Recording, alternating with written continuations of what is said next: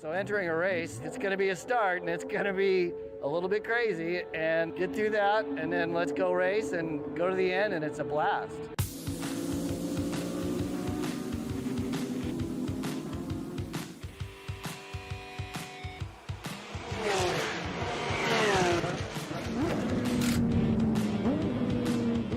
I've been a member for just a year now. This is actually my first race today. I just finished the Drivers Racers Clinic last month. I've been a member for over 10 years. It's hard for me to remember exactly how many years it's been, but it's been a long run. I've been a member a number of years, but this is actually my first race weekend with the POC. I've been a member of POC since 2012. The biggest difference I noticed between my first race and now my fourth race is a little bit more relaxed and building more of a routine, getting acclimated to the cabin, you know, getting used to the car.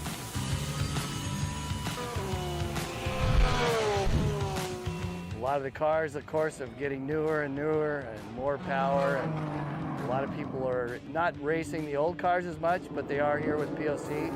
Thinking back to my first race to what I'm racing now, got a much better car now. It's a 911 Cup car, so it's a lot faster, it's very dependable.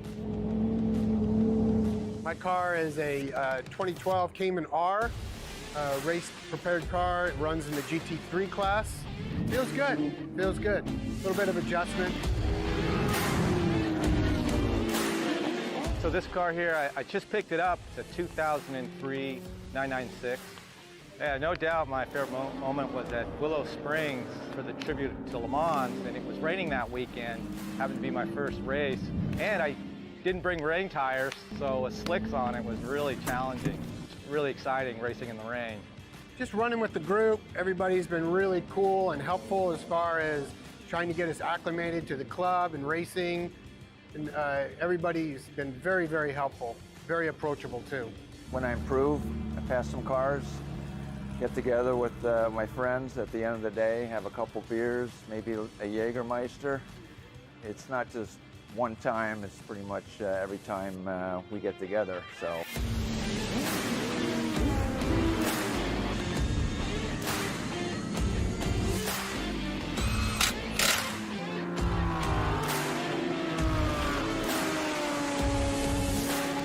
My name's Scott Dagger. Hi, I'm Henry. My name is Roland Schmidt. My name is James Buck, and I'm a member of the POC.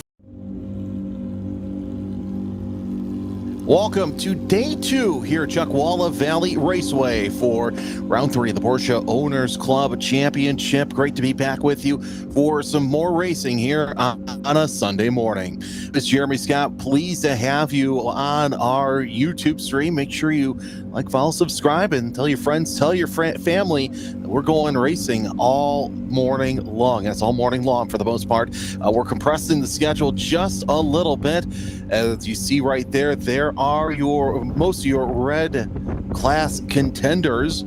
A lot of spec 991.2 of GT2 and GT3 out there as well. Had some action-packed racing, especially in race number 2 of the Orange Group. We'll talk about that in just a little bit, but just moments away from getting started for this qualifying session as we're letting cars loose for their 15 minutes of split qualifying here at Chuckwalla.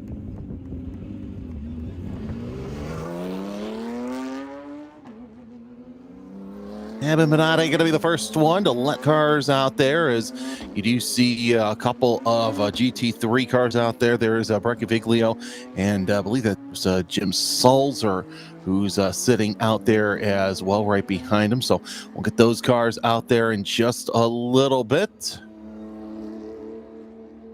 Greg Gorski, tail end Charlie on the field is just lots of wind out here too, by the way. So you might see some cameras shake, might not see as many cameras, and that's just, part and parcel to being out in the middle of the desert is having all that wind. There's turn 3 right there. If you weren't with us yesterday, it's a 2.68 mile course here at Chuckwalla, 17 turns, and you're on board with I believe that was, I can't remember exact. That was Mike Monsalve. Didn't get a good look at his on board throughout the race, but hopefully we can get some more out there. The 87 with a helmet cam, so that looks pretty nifty right there. But this course opened up in 2010, the former training ground for General Patton's soldiers during World War II. So a neat little bit of history there. 23 of James Mike Williams comes around. A little bit of rough going in his first wheel-to-wheel race of the season. So he finished 8th in the 991.2 class.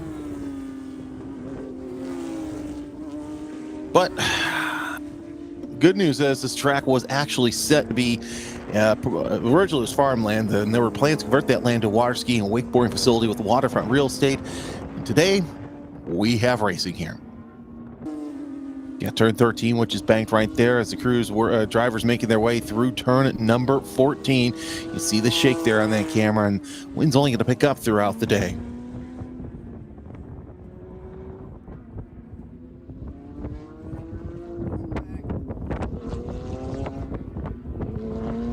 I'm hearing that right there, you're taking a look at Joshua Tree National Park, way off in the distance. So, the views here in along most of the racetracks of the Porsche Owners Club, absolutely spectacular for this Midwestern boy. Through 16 and 17 they come. They'll take the green flag for their first flyer of the qualifying session, and we'll see who we have out there.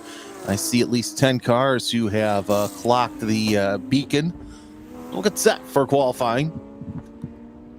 We're here with us yesterday. It was a early race battle between Mike Monsalve and Anna Pernescu, but those two kind of drifted apart, with Monsalve getting a commanding lead. But you also had a great battle near the back with Selby, Benade, and Wesseling, as well as Gorski, with Gorski spinning out in the 16-17 complex. Later on in the race, was able to climb his way to 6th.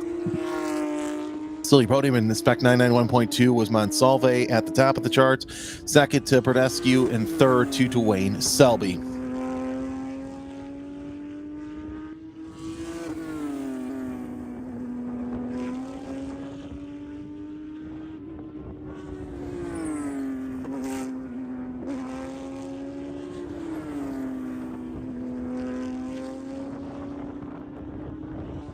Through in and around 13, and now through 14. A little bit of a wiggle there as cars trying to set flyer laps.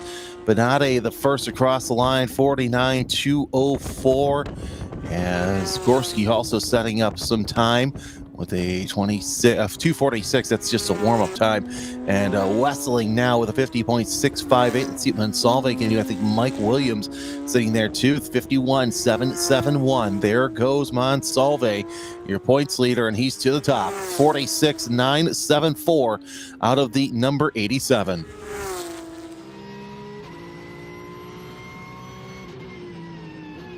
You know what? Let's ride on board with Monsalve for a bit of a lap and see how he hustles this 991.2 around the circuit.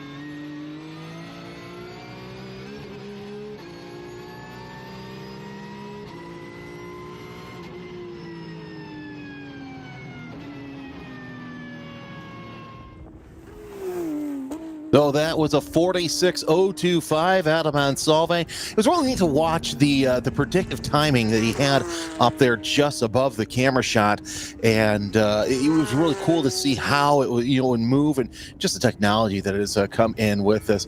Bayan Salehi out there in GT3 50.192. So cars will be out here in just a little bit of time, but Paul Barnes goes fastest also in GT2, the only other GT2 competitor out there, the 54.029. So that's top times there in the GT classes. Monsalve Predescu, who is 1.5 seconds behind, there sits in second with a 47.532. Dwayne Selby with a 48.045, about a half second behind Predescu's best time. Greg Gorski's fourth with a 48.111. And Garrett Wessling with a 48.650. Abin Benade rounds his sixth right now with a 49.204. Then you got the 23 of James Mike Williams. Not showing up on our screen, but he is number 23. We've been able to confirm that through our grid cameras. So for your scoring charts, it's 23 for James Williams, 49.853. And then Darryl Troster with a 51.984. The tackle on YouTube saying race cars, always a good thing to wake up with coffee and race cars on a Sunday morning. As 8 minutes have gone by in this qualifying session, wouldn't be surprised to see most of the drivers come in and save their tires. You should see about 2 to 3 flying laps out of these cars. As Predescu goes even, so Predescu into 48.022. There is Salehi across the line, 49.787 out of the number 15 in GT3. Salehi with a second place finish the last time out. As once again, Brett Gaviglio, the class of the GT3 field. That was in spite of Salehi trying to do all he could to get up and ask Gaviglio. I have a feeling if this race would have been about 2-3 laps longer, we might have seen a close battle for that GT3 lead. So that's going to be something to watch out for during this race, is to see the Salehi-Gaviglio battle. And if Anna can keep together, she might be able to give Monsalve a run for his money here in this race. The next time you'll see these red cars out all together will actually be at 9:50 a.m. 9:50 a.m. Pacific time. As this is early racing here at Chuckwalla Valley Raceway.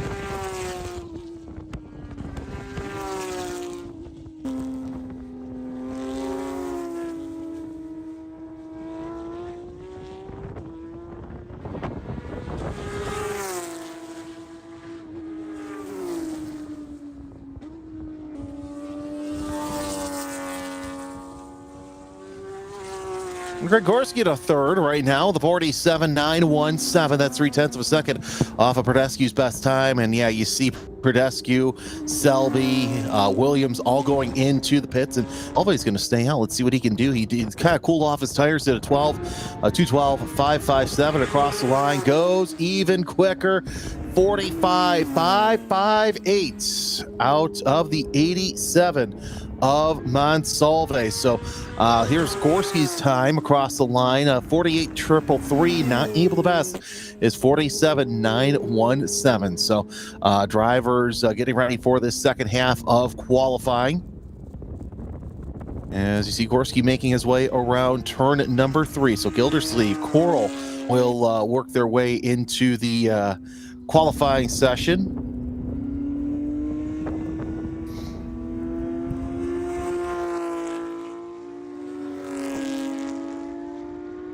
And we will get that going here in just momentarily. So drivers having one opportunity to get out there and get their qualifying lap, their flyer in, is before they come in or decide to come in on their own. Looks like one of the 991.2s is slowing down around turn 13. 10 degrees of banking over there, which is really neat to see. That much banking in any kind of corner, but looks like that might be Benade who is up there in the 16. He did best his time last time out, 48.491, and Garrett Wesseling deciding he's going to call time on this session as well. Let's see if they both come in, and indeed, there's Benade, and there's Wesseling. So, with that in mind, provisional pole sitter overall in 991.2 is Mike Monsalve in the Monsalve Motorsports Pro Audioland.com number 87 with a 45.558. Anna Prodescu taking the Liqui 100 to a provisional front row position. As we're just closing in on the end of the first half of qualifying.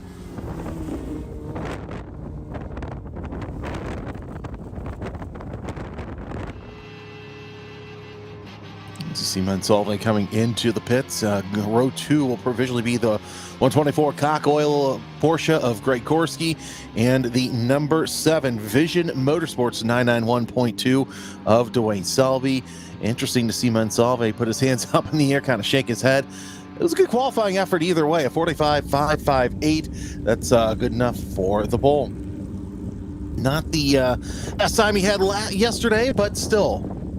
Time you can get up and see the open track, always a good day.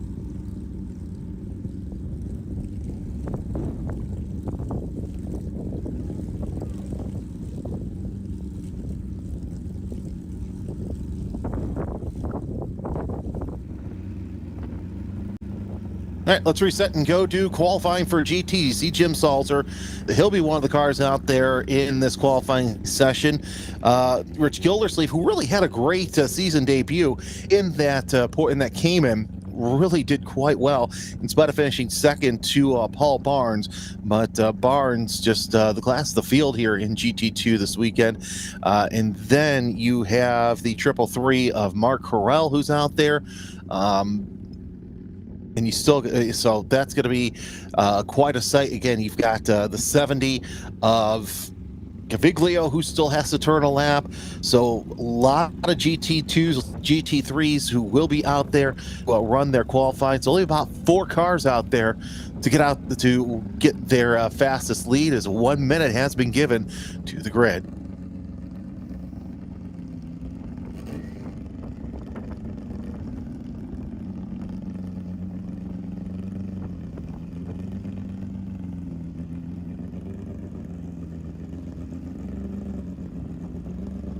Looks like Michelin shot tires on the 307. That's kind of interesting to see.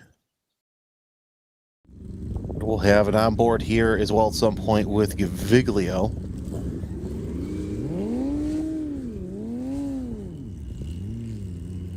And of course, you want to stay tuned here to the Porsche Owners Club YouTube channel, because once we bring red cars off, we're putting orange cars right on there. It's a 1-2 back-to-back qualifying session for today's races later on today. As you see, all 4 cars are released to the racetrack for their qualifying session. At least one benchmark, actually 2 benchmarks have been set. Bayan Salehi currently tops in GT3 with a 49.787. Paul Barnes fastest in GT2 with a 54.029. So Gildersleeve, Corral, they all have to make some passes here in just a little bit as well.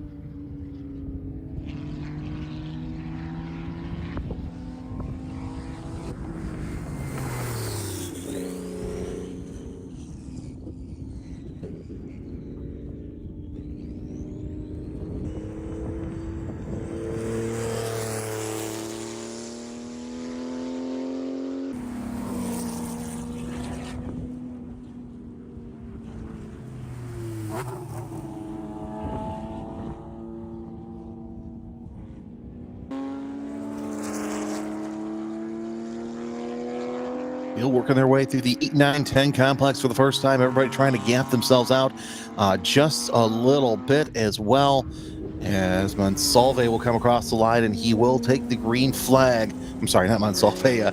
Gaviglio will come across the line, take the green flag. I was looking at my timing. You know, you look at something, you're like, oh, well, that's okay. Gaviglio will come across the line, take the green flag here shortly, and 4 cars will get a chance to run in this red qualifying session. Again, their first race will be at 9:50, 13 laps. As there we go, green flag is out and it is underway for the start of the second half of qualifying as Gaviglio crosses the line to trip the timer.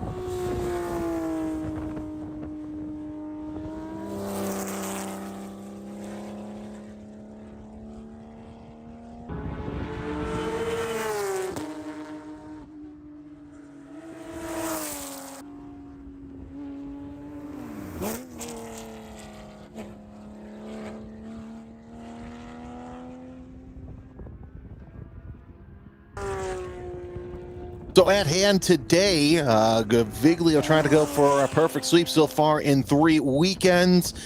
Same with Mike Monsalve, actually for 2 weekends, because Greg Gorski took a perfect sweep for weekend number 1 at Spring Mountain. So Monsalve really trying to defend that Spec 991.2 title and try and go for 3 in a row this season. It's a long season. You know, we're going to have a summer break.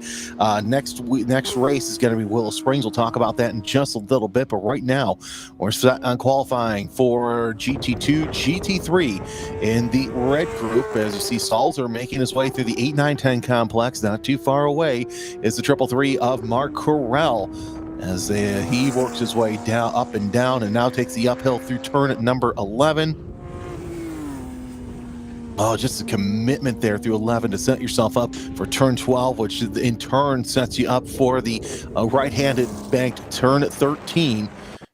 As you see, there's Salzer making his way. Coming into 13 right now is that 333 of Corral.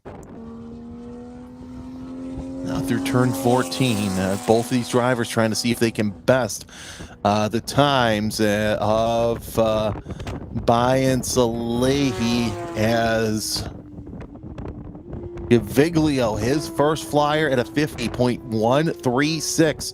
So he is within striking distance of the number 15. Let's see what Jim Salzer can do. 50.881, 0.7 of a second off of Gaviglio's time. And here comes Mark Corral across the line. What can he do as he crosses the line at a 56.764? Gildersleeve has yet to come across the line for his qualifying session, and indeed he does. 52.824. So that's still good enough for, that's actually tops in the GT2 class. So almost by about 1.2 seconds. Gildersleeve right now, your provisional pole sitter, GT2, that very colorful Cayman, making his way out of turn 3, hustling through the second part of the race course. You saw the 70 of Brett Gaviglio trying to come across turn number 10. 50.136 is the time he's looking for. We'll see Gildersleeve come into view in just a little bit. There's Salzer. It's a good lap by Salzer, by the way, to sit right now third in the GT3 class, and a little slow coming off of turn number 9, so he might be done. And very happy with that lap. Who's not happy? Oh, that was a wiggle there out of Corral coming around turn number 9. Surprised we haven't seen more of that. There's Gildersleeve. Now it's his turn to hug that apex at 9, set up for turn number 10. Down onto the straightaway once again. He'll have to go uphill as he approaches turn number 11. And you see Corral still on the loud pedal around turn 13. That should bring into picture Gildersleeve right there. And he'll make his way up Gaviglio to the top of GT3, 49.411 out of the number 70. So he's ahead by 0.3 of a second, setting up another great battle between Gaviglio and Salehi for class rights. Here comes Salzer. We'll watch to see if he decides to come into the pits this time by, as Corral, no, looks like Barnes is kind of cooling off his tires a little bit for one final run at the pole. Salzer 2-minute 4.85. So yeah, he's back on it. Corral 53.494, 0.6 of a second off. Let's see what Gildersleeve can do as he comes down across the line now. And he opens up a little bit bigger gap there to Paul Barnes, 52.381.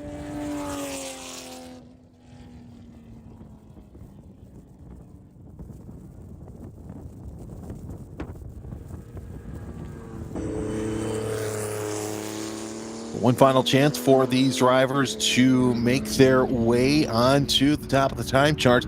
Gildersleeve, though, trying to do what he can to extend that gap between he and Mark Corral. Maybe put, he and Paul Barnes, I should say, put Paul Barnes a little bit further down the order.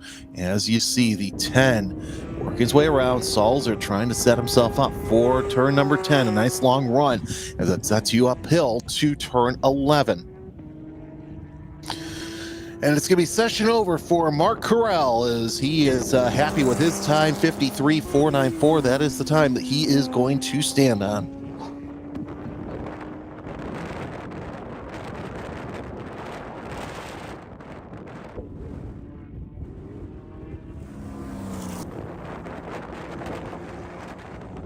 Slowly making his way around turn number 12, might even coming into the pits this time, or cooling down. Indeed, Gaviglio's going to stand on his 49.411, which is, again, 0.3 of a second off of Bayan Salehi's fast time of a 49.787. So that'll be your provisional top. Oh, it's a spin by Salzer, and that's going to be the end of that qualifying lap. That was something to behold there as Salzer backs it off to kind of preserve any other driver who tries to make qualifying lap, but that might be qualifying session over for him. That's definitely a lap scrub for anybody else as you see Corral coming into the pits. Not sure what happened there, but Salzer's going to come back out onto the course, and he's going to go right into the pits. So that's going to be session over for Salzer as well. So we've got one car left, and let's see if that Cayman of Rich Gildersleeve decides to come into the pits. We'll keep it here, and I don't see him. So, yeah, he's going to come into the pits. So that does it for qualifying for the red group. As Mike Monsalve, your pole sitter for the Spec 991.2 class, Brett Gaviglio in GT3, and in GT2, Rich Gildersleeve. We've got a couple of minutes to go before the orange group gets out there for the first of their two splits of qualifying from Chuckwalla.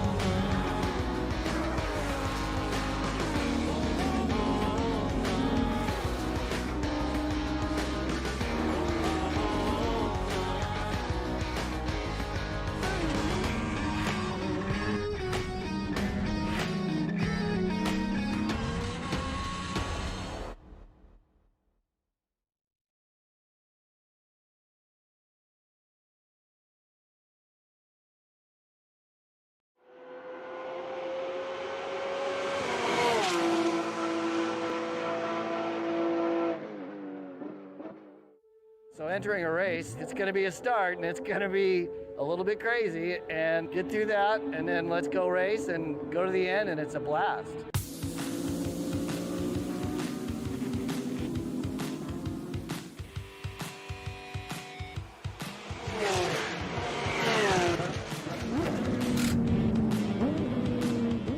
I've been a member for just a year now. This is actually my first race today. I just finished the Drivers Racers Clinic last month.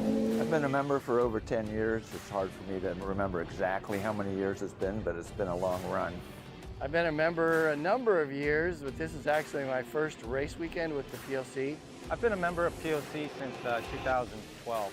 The biggest difference I noticed between my first race and now my fourth race is a little bit more relaxed and building more of a routine, getting acclimated to the cabin, you know, getting used to the car.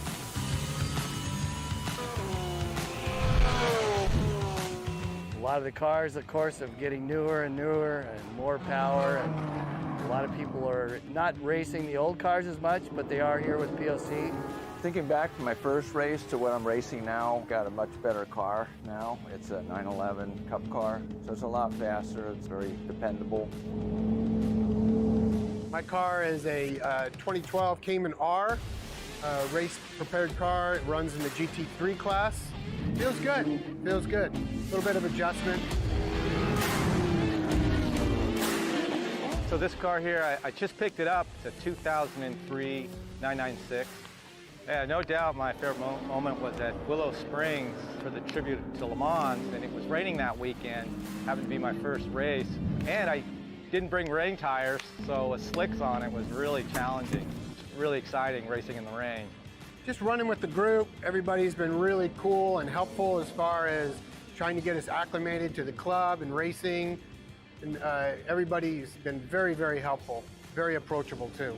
When I improve, I pass some cars, get together with my friends at the end of the day, have a couple beers, maybe a Jägermeister. It's not just one time, it's pretty much every time we get together, so.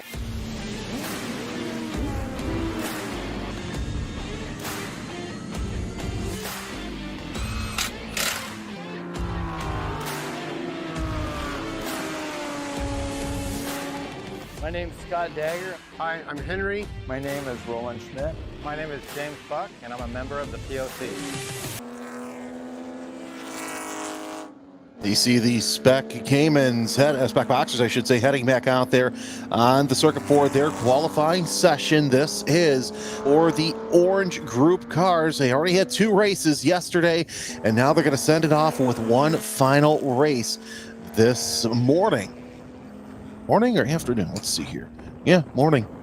Yeah, it's gotta be the morning. You know, sometimes when you do these early morning shifts, like I do 9 to 5s, it's tough to say the least. So a lot happened yesterday during the second race. The first race pretty much uneventful, but we had a whole bunch of cars that were DNS that either did not start, like Rob Walker, or just didn't even finish the race because we had a bunch of incidents early on and then scattered all throughout the race weekend. But either way, big field of Spec Boxsters as we see the green flag out for this group. Looking at the chart I've been given from the POC app, Gene Scarcello, Alan Watts, Ab Chang, Dr. Greg Scarcello, Vivek Hazari, Mark Boucher, Bear Salehi, Enrique Mar, Nima Edelman, Mike Porteous, Gil Briganti, Alicia Ray, Damon Yadzi, Karen Robinson, Randy Bergram, Osei Apiiji, and Nick Malloy, all set. Take part in this first half of qualifying.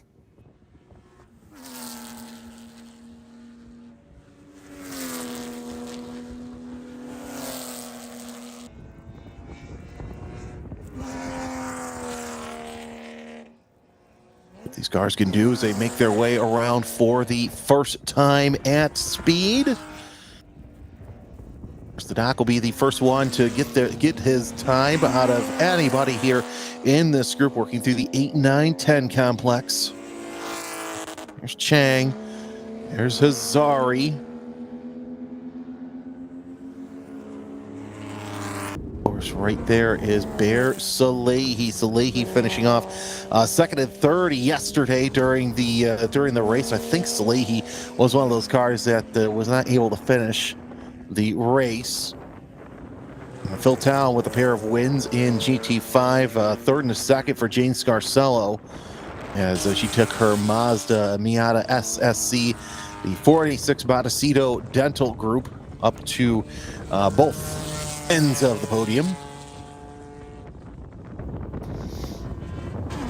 As the cars are working around turn 15, they'll set up for turn 16 and 17. Really, 17 is just a bend to get you set up for that front straightaway.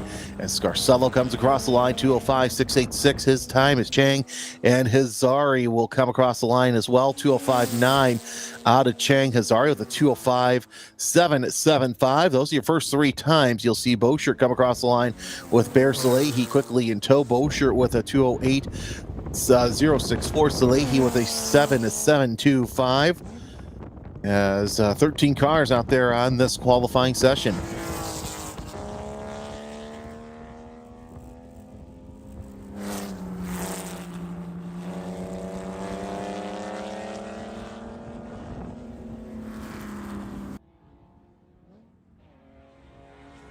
Edmonton with a 9.903. As more and more times are coming in. Robinson, you saw her come across the line with an 11.920. You'll see Scarcello making his way around the 8, 9, 10 complex once again. Bergram and Maidmet yet to log times. Bergram actually does log a time with a 21.302. Maidmet still in tow. We'll see what he can do in that 7.05. As the cars for the second half of the group are coming into the pits to get ready to stage. We're right there. Now we're going to see Scarcello with an off course, and there is one off course right there going through turn 3, and I think that might be, not sure who that was with that off course, but that was pretty wide through that stretch. It might have been Alan Watts at the 225, so not a good start for his qualifying session.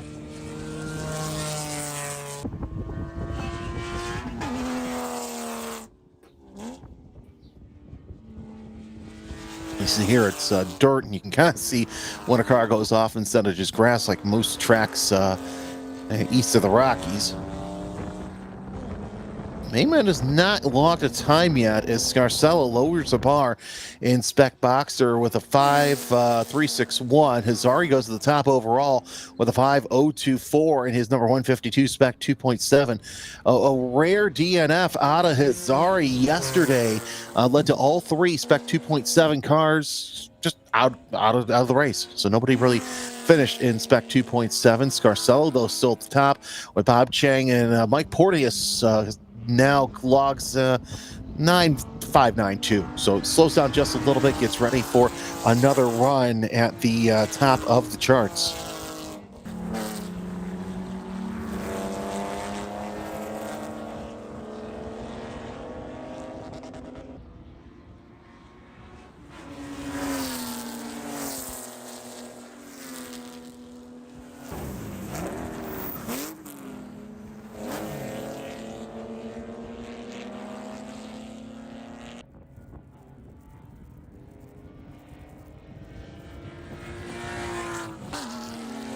See if I think Maidmet may have tripped the beacon in pit road, and yeah, looking at that, indeed, that seems to be the point.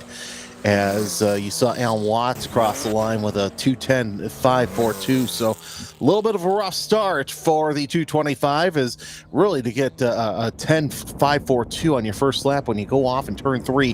That's a pretty good lap, and just goes to show how fast that he will be flying here in just a little bit.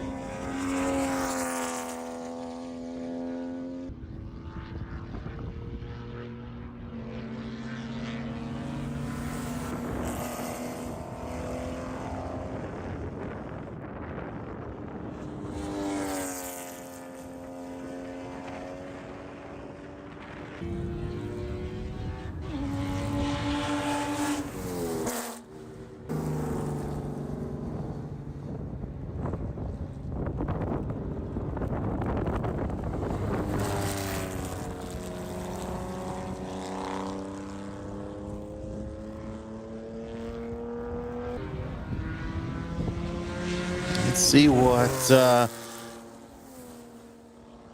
everybody can do here in the final throes of this session. Got about 2 laps left to try and get your fastest time here as Greg Scarcello goes to the top overall with a 4.845, the 686. So running quite quick this morning. You saw Bear Salehi come across the line. 209.150 was his last time. Not able to improve upon his 7.725. As now more and more cars coming through. Gilbert Genti. Good qualifying from him so far. 8.963, good enough for 8th fastest. Of course, we got some of the fast spec boxers still have yet to come down. Alicia Ray with a 10.528. So Alicia with a good improvement there. Karen Robinson behind her on the circuit, doing a 9.013. So 9.013 out of Robinson, and let's see what the time is for Alan Watts. He goes to the top, 2:03.811. So that off track really didn't hurt him too much as he goes faster at a 3.811. As we're watching turn number 11. See who's coming up off of that. I did see a couple cars side by side. Indeed, that was Bear Salehi and Edelman as well. So those two will be coming around here shortly. Scarcello, Jane Scarcello, that is. Wow, 206.375. That's good enough to take the top in GT7 once again, as Scarcello did quite well yesterday in the GT7 class. Took...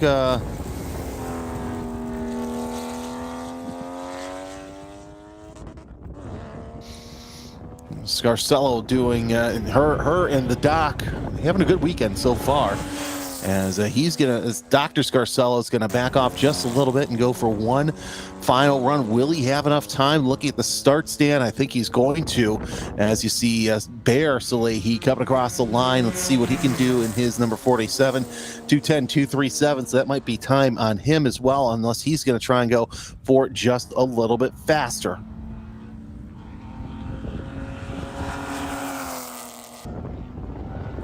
So 170 of Mike Porteous. So that was actually our 170 yesterday that we were questioning. I have that down here.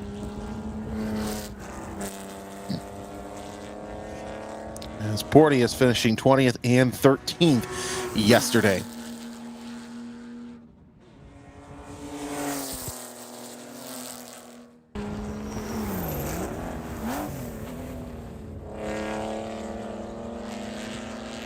A 10.096 out of Ray as she improves upon her time once again, just getting faster and faster in this session. Robinson not any faster though, with a 9.528. Ray going up. I believe that's an improvement in position for Ray now. She still stays 7th in class right now. And yeah, now we're seeing the slowdown for Bear Salehi as he lets Nima Edelman up to around. Edelman trying to do what they can to get up higher in the class standings. Alan Watso, 2:03.490. That right there is an improvement over his last lap of a 2:03.811. So move Alan Watts up to the top.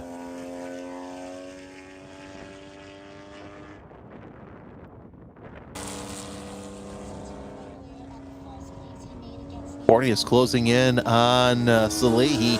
Salehi, if he's coming in, he's probably going to let Porteous by through the 14-15 complex. Let's see how that looks right there.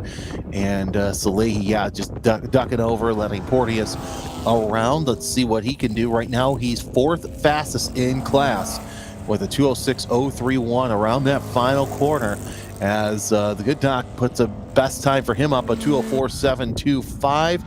Let's see what Porteous does across the line. No better, 2:08.660. So right now he is still standing on that 2:06.031.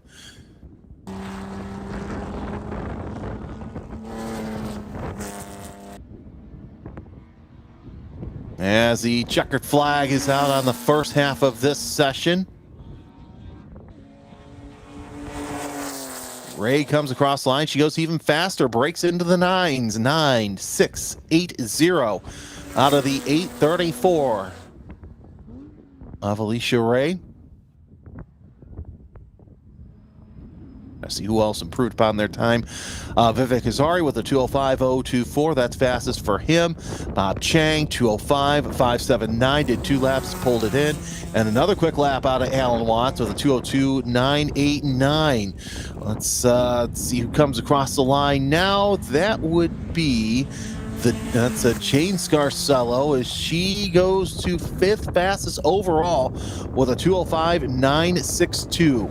Our GT7 compatriot, Randy Burgum, could go no better than an 18.783. He'll come into the pits here just shortly, but Jane Scarcello runs her fastest lap of the day with a 2:05.962.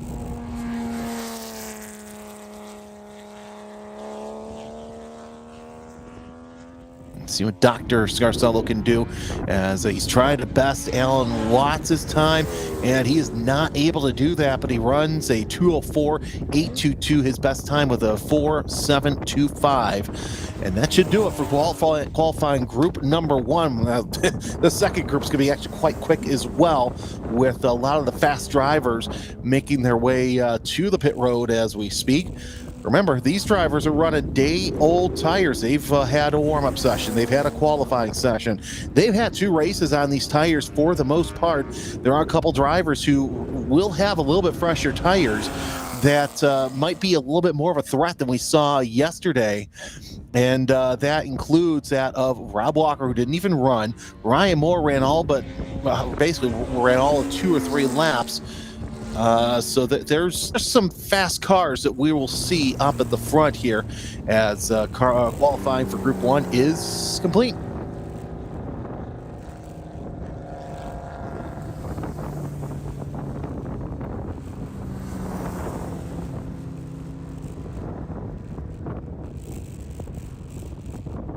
And of course, always want to thank all our sponsors that will be on the top of the screen cycling out throughout the day. If you get a chance, make sure you thank them for sponsoring coverage of the Porsche Owners Club here on YouTube. And go support them the best that you can as well.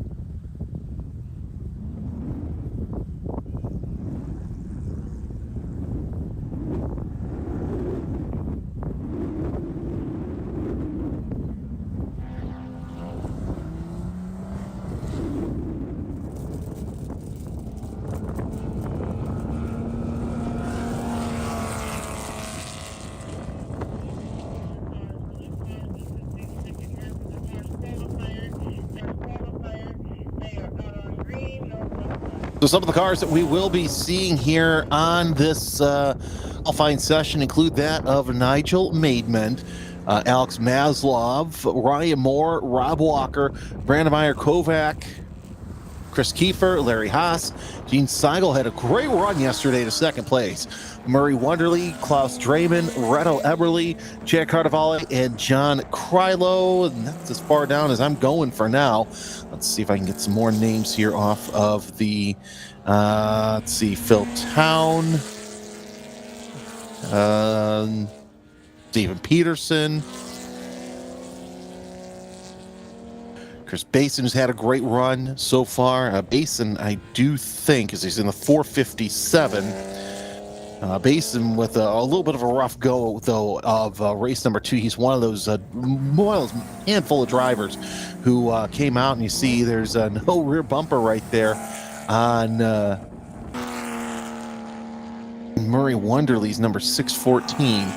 The Rob Walker Racing Boxster running just a little light, to say the least. There's Draymond, who had a great showing for the most part, but also one of those ones who finished 3rd. Had a rough going of race 1, but was able to capitalize on a lot of attrition there in race number 2 to step onto that podium yesterday afternoon.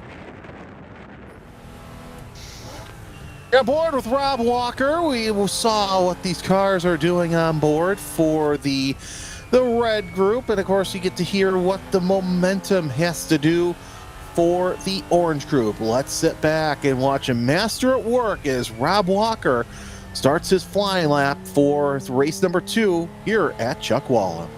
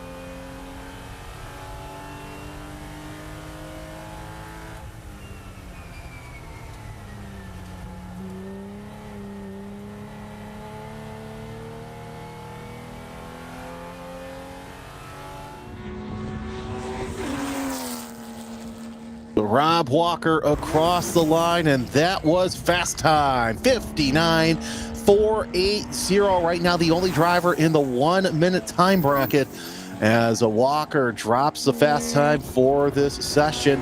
Wonderly 2 minute point 404. Chad Carnevale with a 2 minute and 1 second point 023. Klaus Drayman falls down to 5th as Ryan Moore gets a 201.868. So already multiple cars jumping on top of Alan Watts' fastest time. He drops down to 6th right now, but it's still quite early. Now 7th as Nigel Maidment clocks in at a 201.837. So lots of fast times being thrown around here in this early part of the session. I think Maidment may have found a little bit of magic that he lost during the first half of this weekend, as he's got a great qualifying effort, and if he stays where he's at, he's going to fight for a podium spot here from the 4th spot provisionally.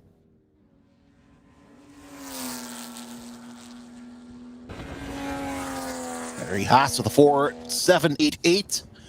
Let's see what else we've got here, as I did see Maslov come across the line, 207, 274. There is Klaus Drayman, as you saw, coming out around there.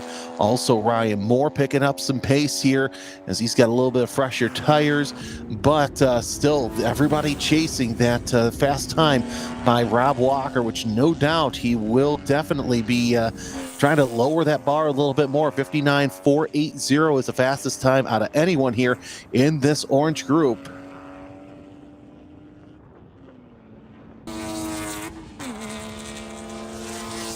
On the brakes, headed towards turn number 14. Carnevale also doing the same with Moore in tow.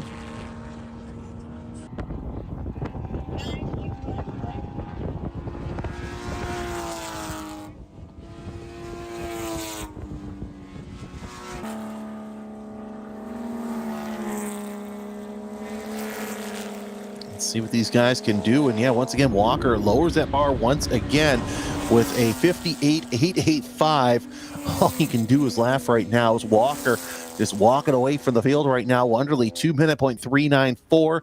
You got Carnivale not bettering his 2:01.023. Ryan Moore does better his time though, as Maidment goes to second. 2:374. 200ths of a second separate him from Maidment, from Wonderly, I should say.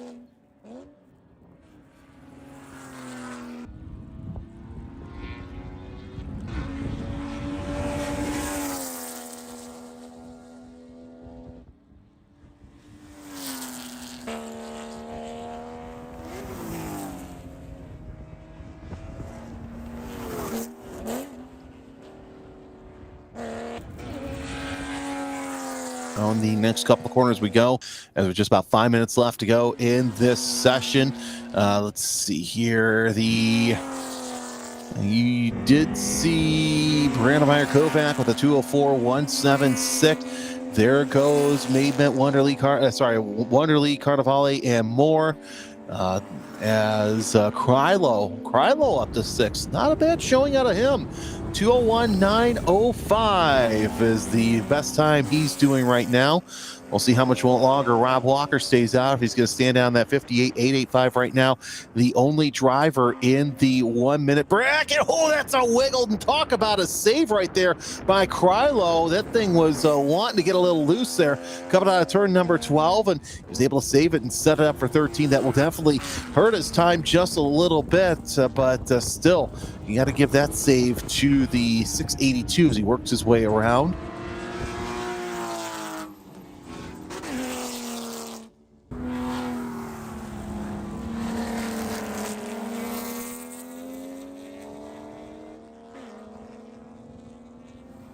All right, new times coming across the line, and Ryan Moore 2:01.552, not able to top, but Murray Wonderly jumps over Maidment.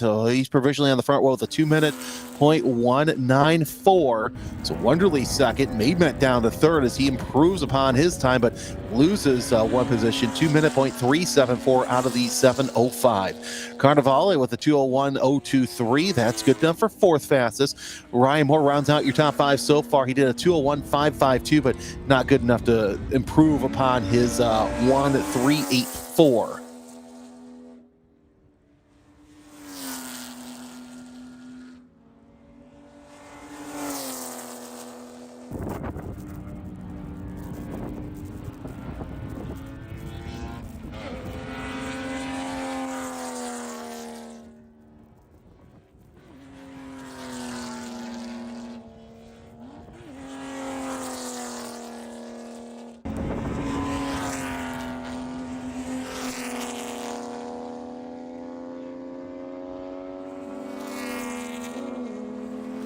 So, with qualifying rounding down, right now, unless somebody can touch Rob Walker, that 58.885 will stand as your pole. And of course, once again, that's under the track record that was set last weekend, close to the track record that was set yesterday as well. So Walker really standing on that loud pedal quite easily here this weekend for pole. And of course, no surprise here, being a Porsche Carrera Cup North America competitor with JTR Motorsports Engineering.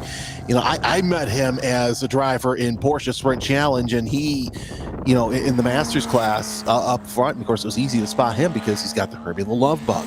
As you're seeing Wonderly come in, and he decides a 2:194 is good enough for him. Maidment, I think, did the same as Carnivale. Moore, Krylo, they're all coming around. That is Carnivale with a 2:06.856. That might be, they've got one more attempt. Let's just say that much. They've got one more attempt for a Flyers. No checker flag is out yet. So we're still clean and green around the circuit as the second half of qualifying is underway. You'll see these cars out there again at 10:45 this morning, Pacific time, that is. So it's 1:45 Eastern if you're watching on the East Coast. More cars coming down the line for the checkered flag. That's going to be it for some of these drivers, as you see several drivers coming across the line for their final time. Reto Eberle, 9th fastest in class and overall, 2:03.872, 2:02.989 of Alan Watts. So that was set in the first half. Let's see what Ryan Moore can do. Klaus Drayman still has a chance to move up through the charts, and so does Chad Carnevale as they work their way out of turn 10 for the final time at speed for this session. Again, Carnevale, 4th fastest, 201.023. Ryan Moore, 5th fastest, 201.38. Klaus Drayman is 7th quickest with a 202.837. They come around turn number 11, set up for turn 12. So far, so good out of these drivers. You see Drayman leading all 3 of those drivers around the bank turn number 13. So they'll come around off of the corner, set up for 14. A little tap of the brakes for all 3 drivers as they'll come around and rotate the car off of 14, set up for 15. Not much of a straightaway between 14 and 15, but it does give these drivers a chance to use that as one corner. They'll come through 16. Let's see how they look on our pitting cam as you see Drayman coming around. Moore's coming around, and so is Carnevale. Let's see what laps they do as they come across the line. The first one across is Drayman, and the only one to improve upon his time are neither of them. So your provisional front row right now will be Rob Walker and Murray Wonderly. Actually, Carnevale goes up to 3rd, so a little bit of a late tick there, 2:323. So a great lap out of the 9:25. Let's see what these other drivers can do, but I think we're going to hold steady in the top 5 for the most part. Your other class leaders include Vivek Hazari in spec 2.7 with a 205.024. Haven't seen any of the other spec 2.7s out there either, so I think right now Hazari might be the only one, as everybody has taken the checker flag in GT7. It's James Scarcello with a 205.962, and looking at GT5, looks like Bear Salehi, your quickest there with a 207.725. All right, we're going to step aside for about 45 minutes as we get set for the first race of the day. It's the Red Group race for their final race of the weekend. That'll be at 9:50 a.m. Pacific. Until then, we'll be right back.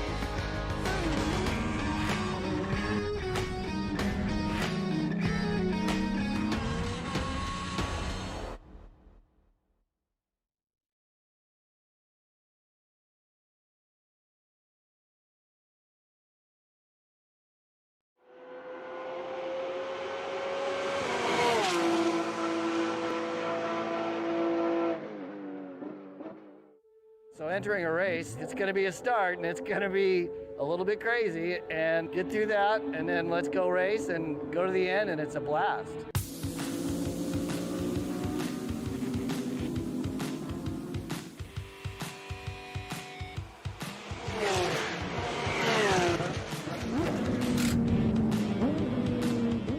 I've been a member for just a year now. This is actually my first race today. I just finished the Drivers Racers Clinic last month. I've been a member for over 10 years. It's hard for me to remember exactly how many years it's been, but it's been a long run. I've been a member a number of years, but this is actually my first race weekend with the POC. I've been a member of POC since 2012. The biggest difference I noticed between my first race and now my fourth race is a little bit more relaxed and building more of a routine, getting acclimated to the cabin, you know, getting used to the car.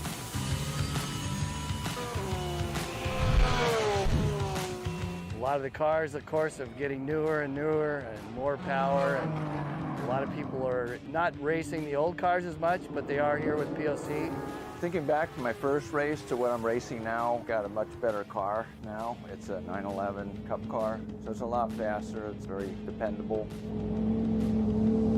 My car is a 2012 Cayman R, race prepared car. It runs in the GT3 class. Feels good, feels good. A little bit of adjustment. So this car here, I just picked it up. It's a 2003 996. Yeah, no doubt my favorite moment was at Willow Springs for the tribute to Le Mans, and it was raining that weekend, happened to be my first race, and I didn't bring rain tires, so with slicks on it was really challenging. Really exciting racing in the rain. Just running with the group. Everybody's been really cool and helpful as far as trying to get us acclimated to the club and racing. And everybody's been very, very helpful, very approachable too. When I improve, I pass some cars, get together with my friends at the end of the day, have a couple beers, maybe a Jägermeister. It's not just one time, it's pretty much every time we get together, so.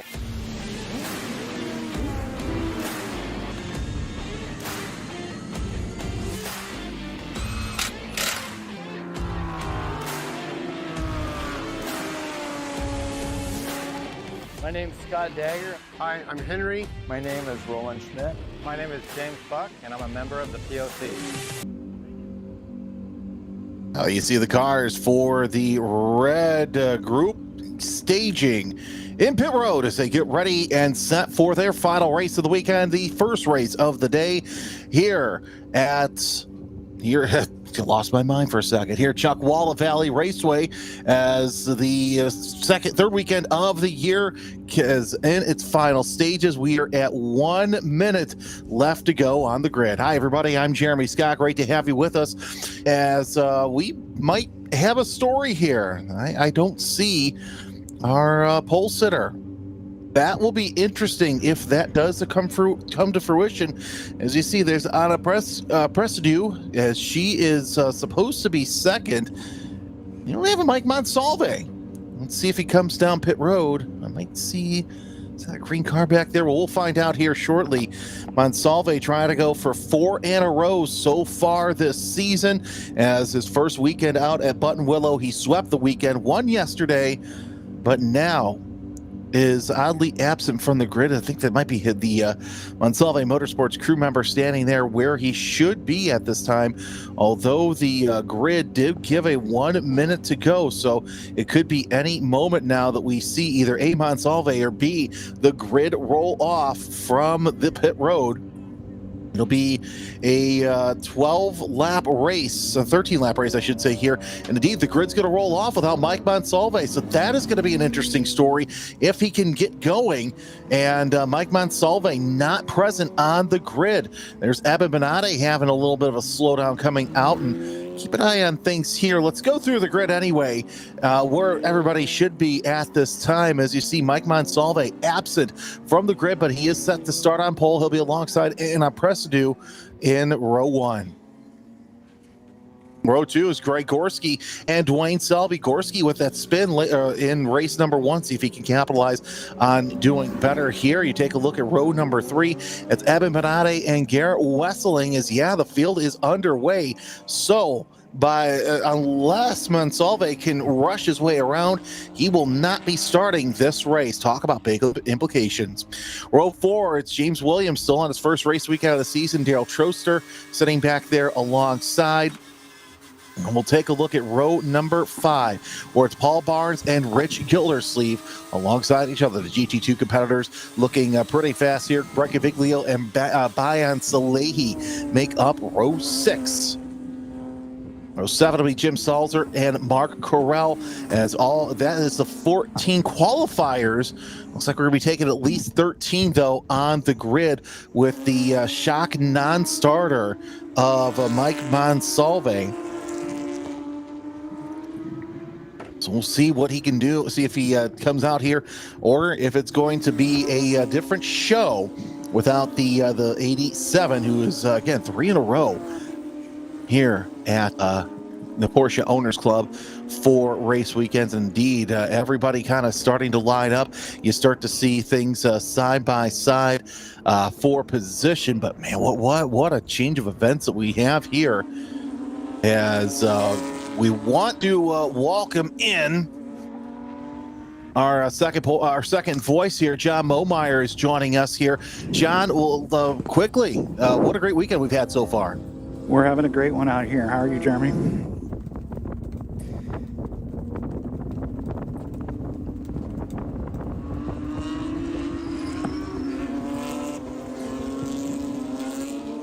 Can you hear me, Jeremy?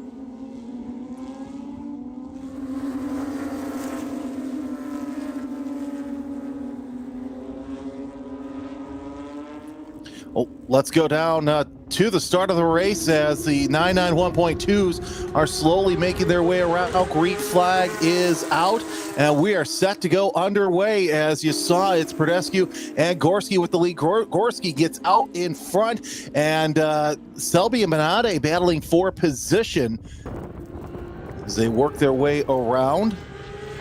Down off of turn number 3, Gorski gets out, has to defend. There's the GT green flag, and you'll see Brett Gaviglio with the lead early on. Let's see how fast he gets up front. Really, it is pretty quick. Hello, Jeremy. Oh, okay.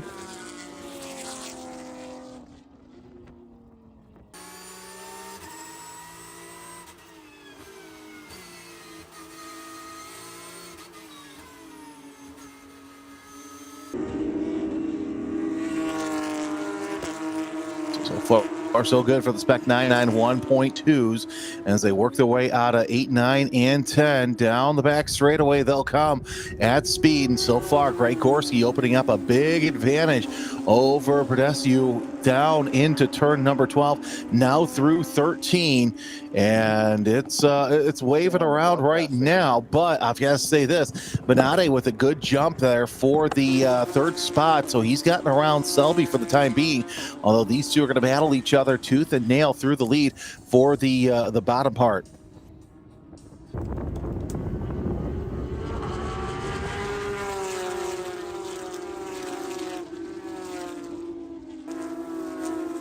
So they'll work their way out of turns number 16 and 17 for the first time.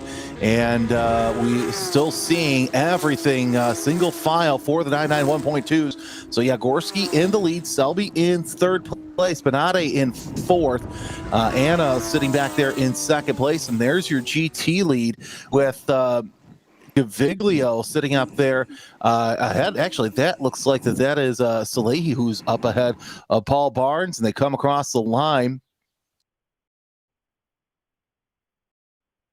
Our Carell's fallen back as well.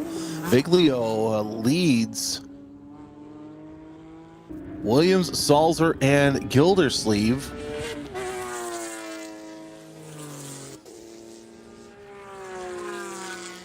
Daryl Troster in the 41 sitting back there. So you got Troster, Gaviglio, and Williams, 7, 8, and 9. And now Brodescu trying to close in on Greg Gorski here. You also have a close battle back there between Benatti, Salehi well deep into the 991.2 field as they cross the line. So we'll see how close he can be if he can keep himself basically ahead of Gaviglio, which is easier said than done. We saw that happen early on in the race yesterday. Man, Brodescu really closing in on Gorski here for that 991.2 lead.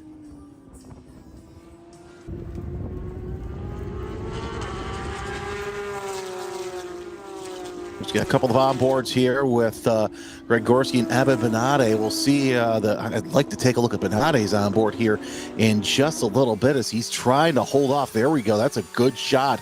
As you see up ahead, that's Wessling. Of course, he's watching his mirrors as Bayan Salehi's falling down through the field. James Mike Williams sitting back there 1.1 seconds behind. And you see what Benatti's trying to do, closing up on Wessling.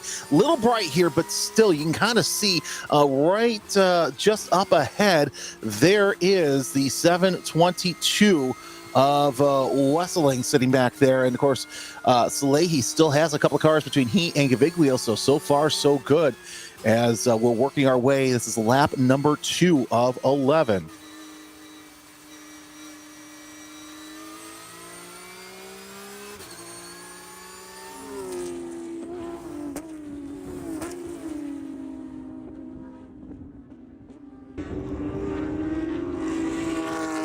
Tell you what, Brodescu's actually closing in quite nicely on Gorski. And of course, Wessling you see closing in on Selby as well. Benatti just close as ever for your third place battle here. Mayan Salehi sitting back there. There's the Wessling battle. And of course, you do see that Benatti was able to get around Wessling around the circuit. So here comes Benatti as he closes in on Selby.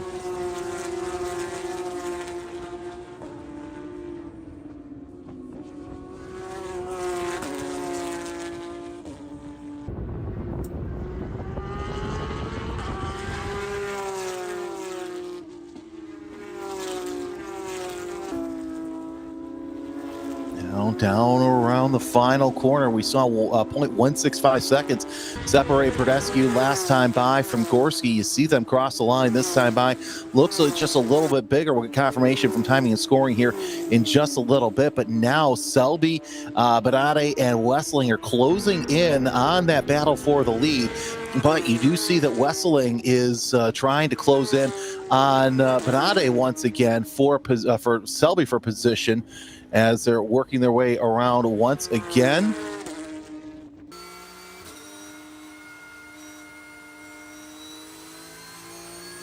There's the onboard with Benatti as he's trying to keep that 722 behind him. Up ahead, you see the 7 of Selby as well.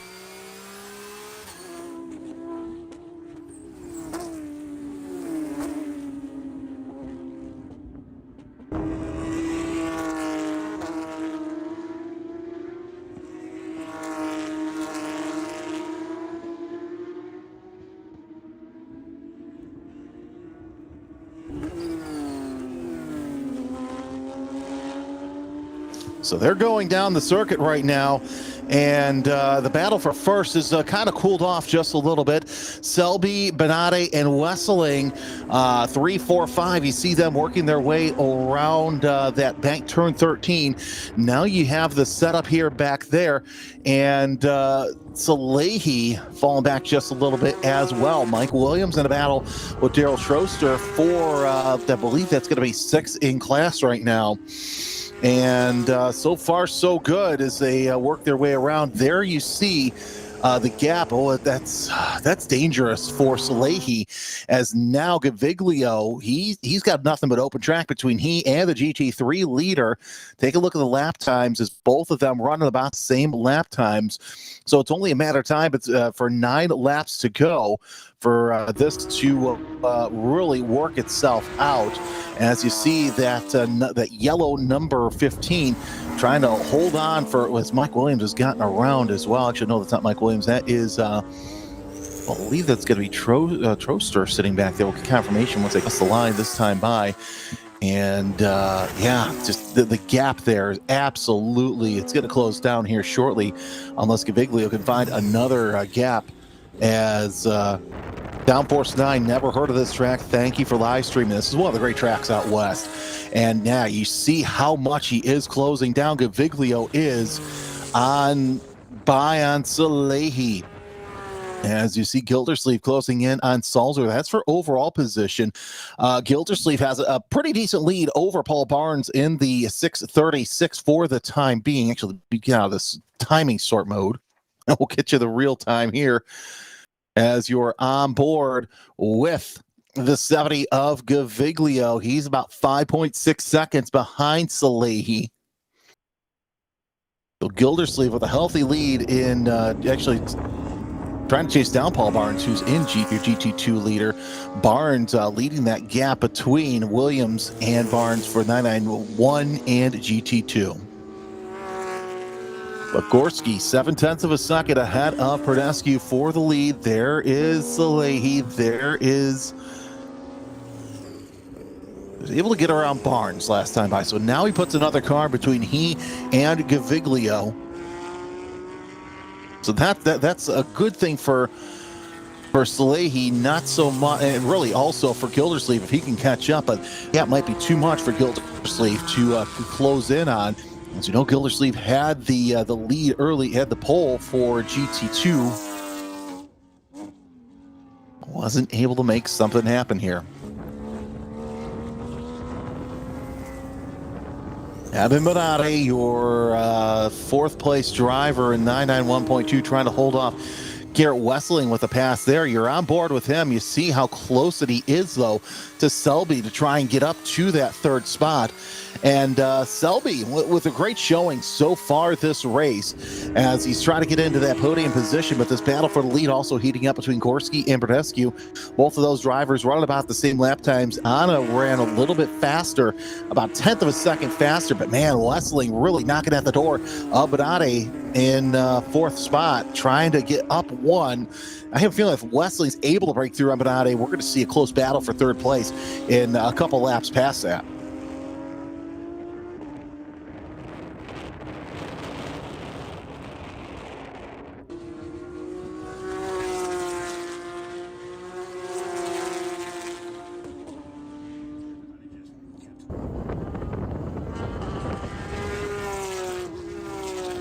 Watch the battle. You saw the battle for first place. Here's the battle for third. Actually, just poking out there as Gorski's kind of turning up the wick just a little bit. He'll come across the line. It'll be 6 laps into the books.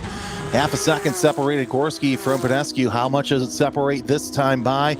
It's going to be a little bit bigger, I think, as now you see Bonatti try to hold off Wessling down the front straightaway. Not going to be able to make anything happen through 1 and 2. Wessling's got to be really desperate to throw it in there, but both of those separated by less than a car length gap. Work around turn number 3. Oh, a little wide there by Bonatti. Bonatti making a good run to get around Wessling, and these two have been battling tooth and nail for fourth place for a good part of the race. There's Troster and Williams. Williams, in spite of being 7th right now in class, finding somebody to race with, which is a great battle here, especially in Porsche Owners Club, to see that kind of close battle. Into turn 8, you see how quick those two cars are as they work their way. And you know what? Let's take a look if we can. If Greg Gorski's onboard's on, I want to see what he's looking at out near the front, and it's not up. So the only one that we have right there is Evan Bonatti, which half the time you see him looking in his mirrors, and the other half he's looking out front trying to catch in to Dwayne Selby. There's your top two working their way around turn number 13.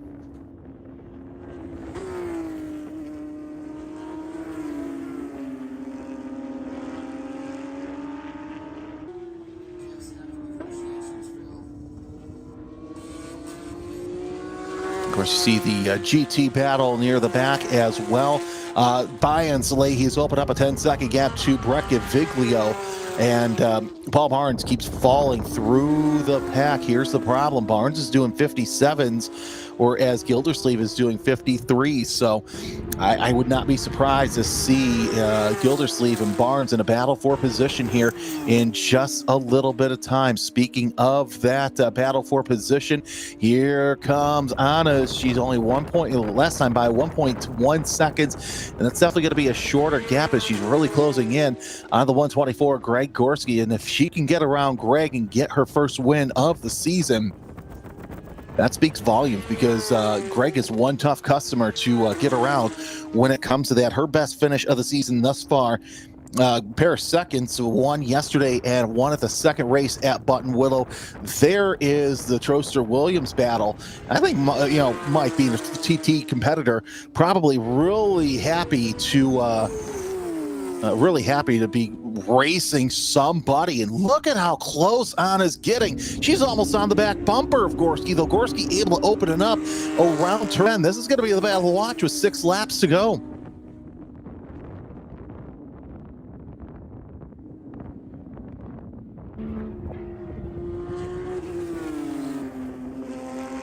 I'll tell you this, Gorski looking really hot on the collar as he's trying to keep the 100 Liqui Moly 991.2 Cup car behind him.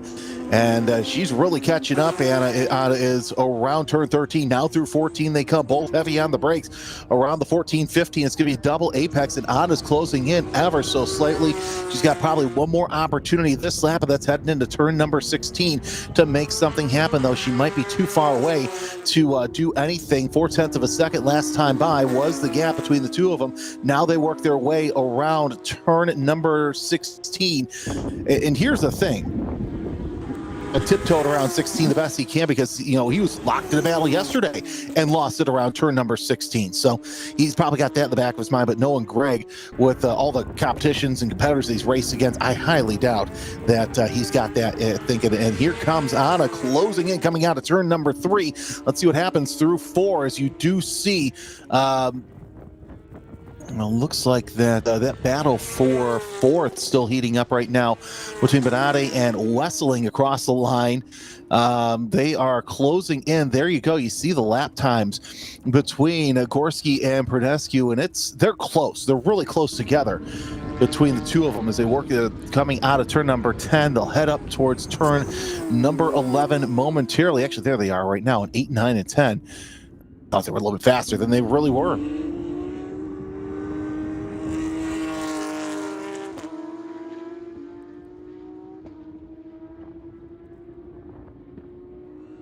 The M. Hollander saying, loving the POC live stream. Nice to be able to enjoy a Bloody Mary and watch racing on a Sunday. And I hear that he and Mickey Bobby are making plans to head out to Willow Springs next month. I cannot wait to see what improvements they've done there at Willow Springs. I saw they made a little bit of improvement when we were out there last time, and it might be a little bit better this time. We'll talk about that here in just a little while. Right now, we're watching this battle for position between Gorski and Pranescu as they are still tooth and nail. They'll come across the line with 4 laps to go. Gorski doing all he can to keep the 100 behind him. He wants win number 3. Pranescu wants win number 1 on the season.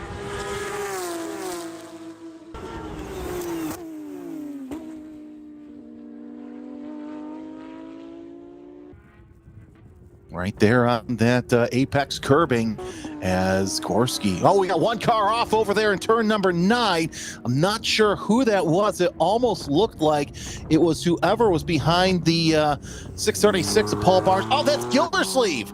Oh, I was hoping it wasn't Gildersleeve, because he was closing in with Salzer and Barnes, and he's lost a lot of ground coming off of turn number 9, so we'll have to get back going. The good news is, at least with the wide runoff, he's able to save it up, and yeah, at the very least, the car's just a little dirty, but look at all the ground that he has lost. So this could be another second place in GT2 for the 307 of Rich Gildersleeve, unless something happens to Barnes, but Gildersleeve, again, this is his first race weekend this season with POC. He ran GT2 time trials and swept both days last time out at Buttonwillow in that Cayman. What a shame. As now you see Selby's open up a little bit bigger gap over Benade and Westling. They're still nose to tail. Now, they're not necessarily battling too much, and you see Benade trying to look inside, look in his mirrors and see where Westling is in relation to where he's at on the track. So this is going to be quite interesting to see these two, if how they go down to the end of the race. And Benade able to open up a little bit bigger gap around turn number 13. As there is your third, fourth, and fifth place cars in spec 991.2. We are working 4 laps to go at here at Chuckwalla for the penultimate race of the weekend. We'll have the orange group at 10:45 p.m. AM Pacific time, not p.m. As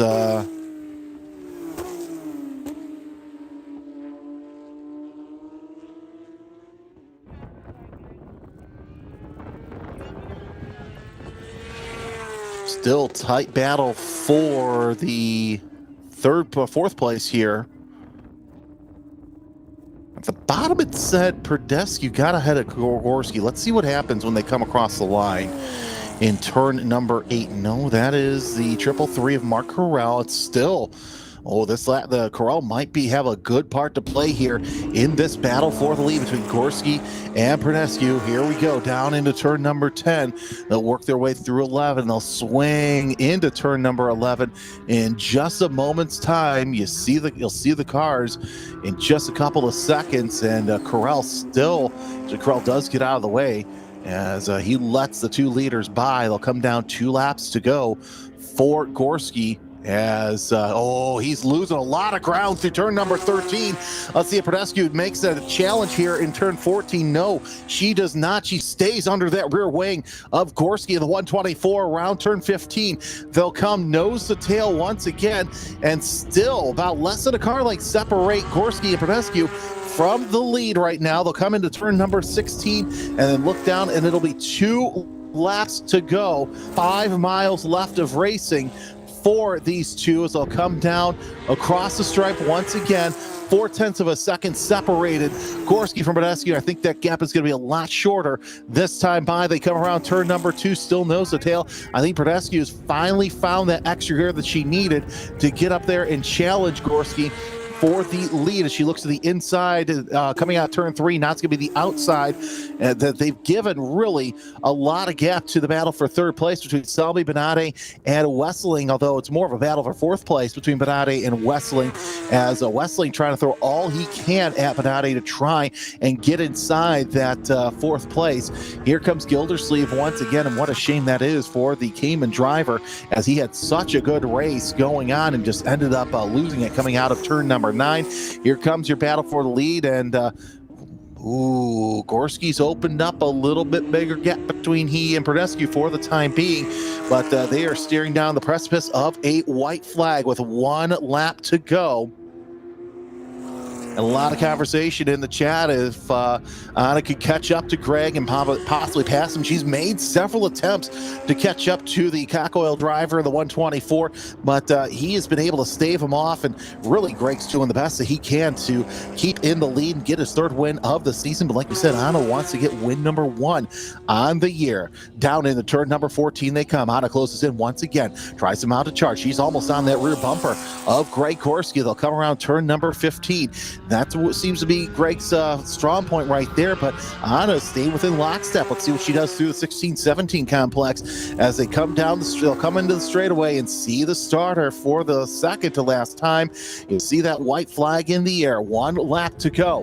Who's got it over the next 2.7 miles? Is it going to be Gorski or is it going to be Perdescu? They've got 16, now 15 turns to figure out who's going to take the top honors in spec 991.2. It's closing in ever so slightly through turn number 3, but then they head into turn number 4. We'll lose them for just a little bit. You see the battle for fourth place coming through our screen now, and it looks like that Wesseling, unless he can find that extra gear, get a little bit of extra challenge, he may be losing out to Eben Benade for that fourth spot.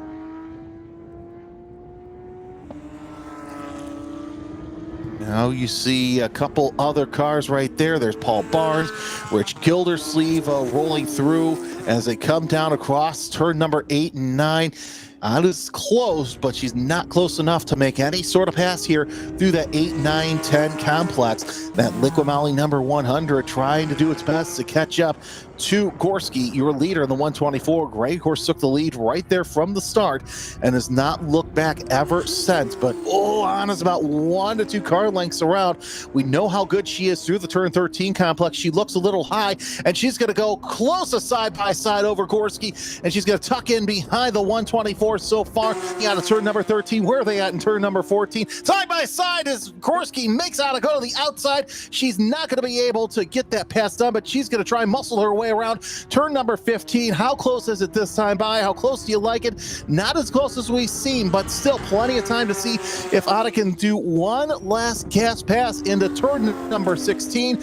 I don't think it's going to happen unless she can get in tight. No, she's not, as Gorski shuts the door on Ada Pradescu. Checkered flag is out. Craig Gorski wins race number 3 of the year. Second place goes to Ada Pradescu. What a fantastic finish between the two of them. And now we get to see the that third place isn't settled either between Selby Benade and Wesseling, and it will be coming around turn number 17. Checkered flag is out. Dwayne Selby will finish off on the bottom step of the podium. Eben Benade 4th, Garrett Wesseling in 5th.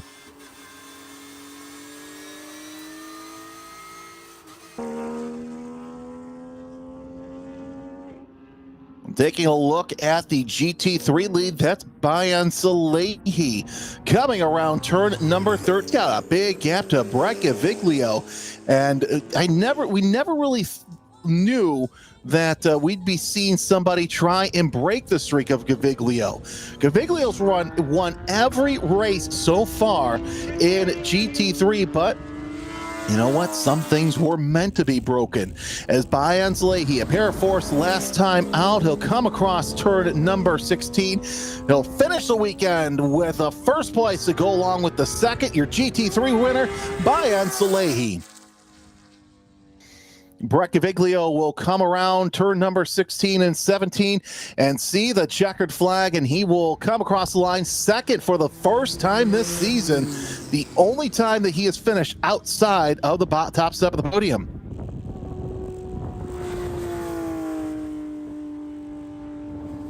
Jim Sauls are going to have a good finish to the weekend, but the GT2 battle may not be over as Paul Barnes trying to do all he can to hold off Rich Gildersleeve across the line. He's going to do it. Paul Barnes wins over Rich Gildersleeve, and that is everybody who's come across the line as Mark Corral finishes off one lap down in 13th spot. Who says you need a lot of cars for a good finish? That was an absolutely fantastic race here as the field is now making their way into pit road. So the shock of Mike Monsalve not finishing the race, starting the race, I should say, really, I think it made the Spec 991.2 race just that much better. We'll catch the cars coming into the grid, and when we do so, we'll step aside, get some words from the drivers as the 333 comes across the line once again, decides it wants to try and take the extra checker flag, but flagman was off their perch. So we are just about set to hand it off to our grid cam to hear what these drivers have to say. Don't forget, at 10:45 this morning, we'll have our final race of the weekend. It'll be the Orange Race, 12 laps or 30 minutes. So yeah, an early weekend here at Chuckwalla, and with the drivers out, we are going to step aside.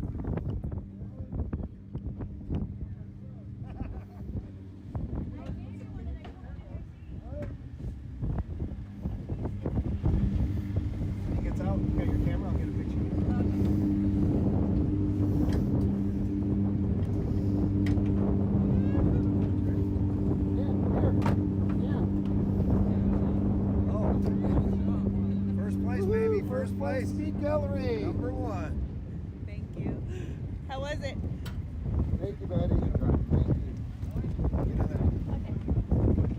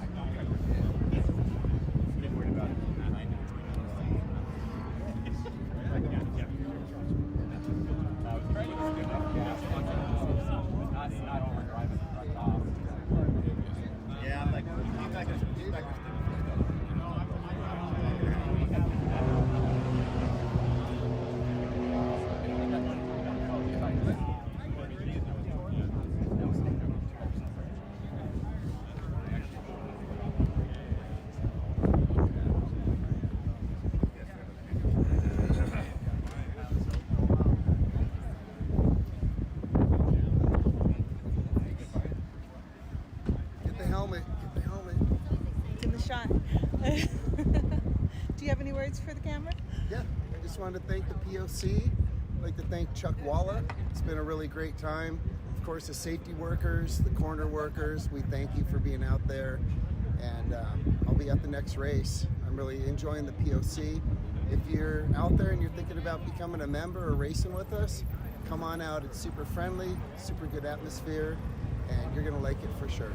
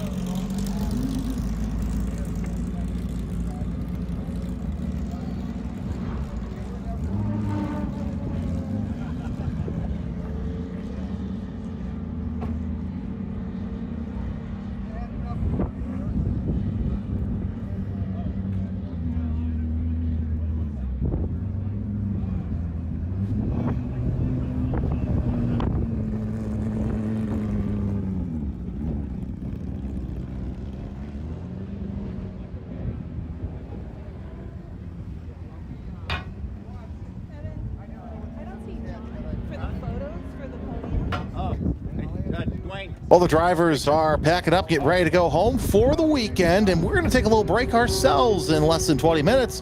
We'll have our final race of the weekend. It'll be the orange class. See you in a bit.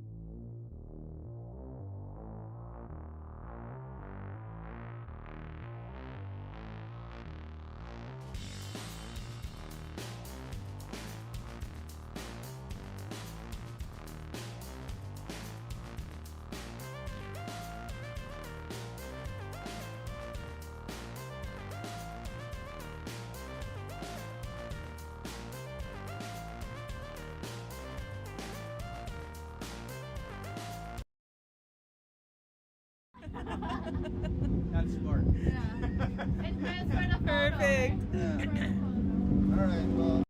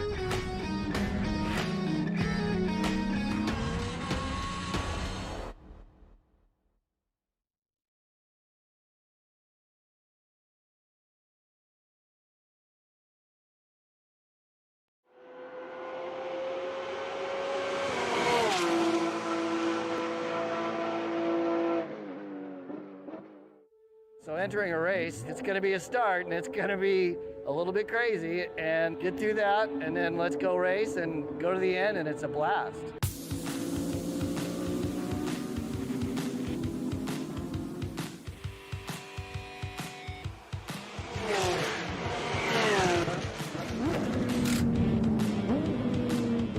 I've been a member for just a year now. This is actually my first race today. I just finished the Drivers Racers Clinic last month. I've been a member for over 10 years. It's hard for me to remember exactly how many years it's been, but it's been a long run.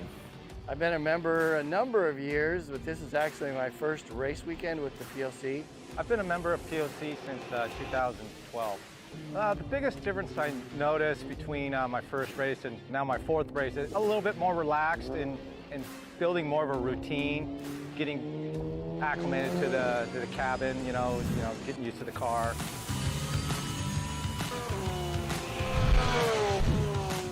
A lot of the cars, of course, are getting newer and newer and more power, and a lot of people are not racing the old cars as much, but they are here with POC. Thinking back to my first race to what I'm racing now, got a much better car now. It's a 911 Cup car, so it's a lot faster, it's very dependable. My car is a 2012 Cayman R, race prepared car. It runs in the GT3 class. Feels good, feels good. A little bit of adjustment. So this car here, I just picked it up. It's a 2003 996. Yeah, no doubt my favorite moment was at Willow Springs for the tribute to Le Mans, and it was raining that weekend. Happened to be my first race, and I didn't bring rain tires, so with slicks on it was really challenging. Really exciting racing in the rain. Just running with the group. Everybody's been really cool and helpful as far as trying to get us acclimated to the club and racing. And everybody's been very, very helpful, very approachable too. When I improve, I pass some cars, get together with my friends at the end of the day, have a couple beers, maybe a Jägermeister. It's not just one time, it's pretty much every time we get together, so.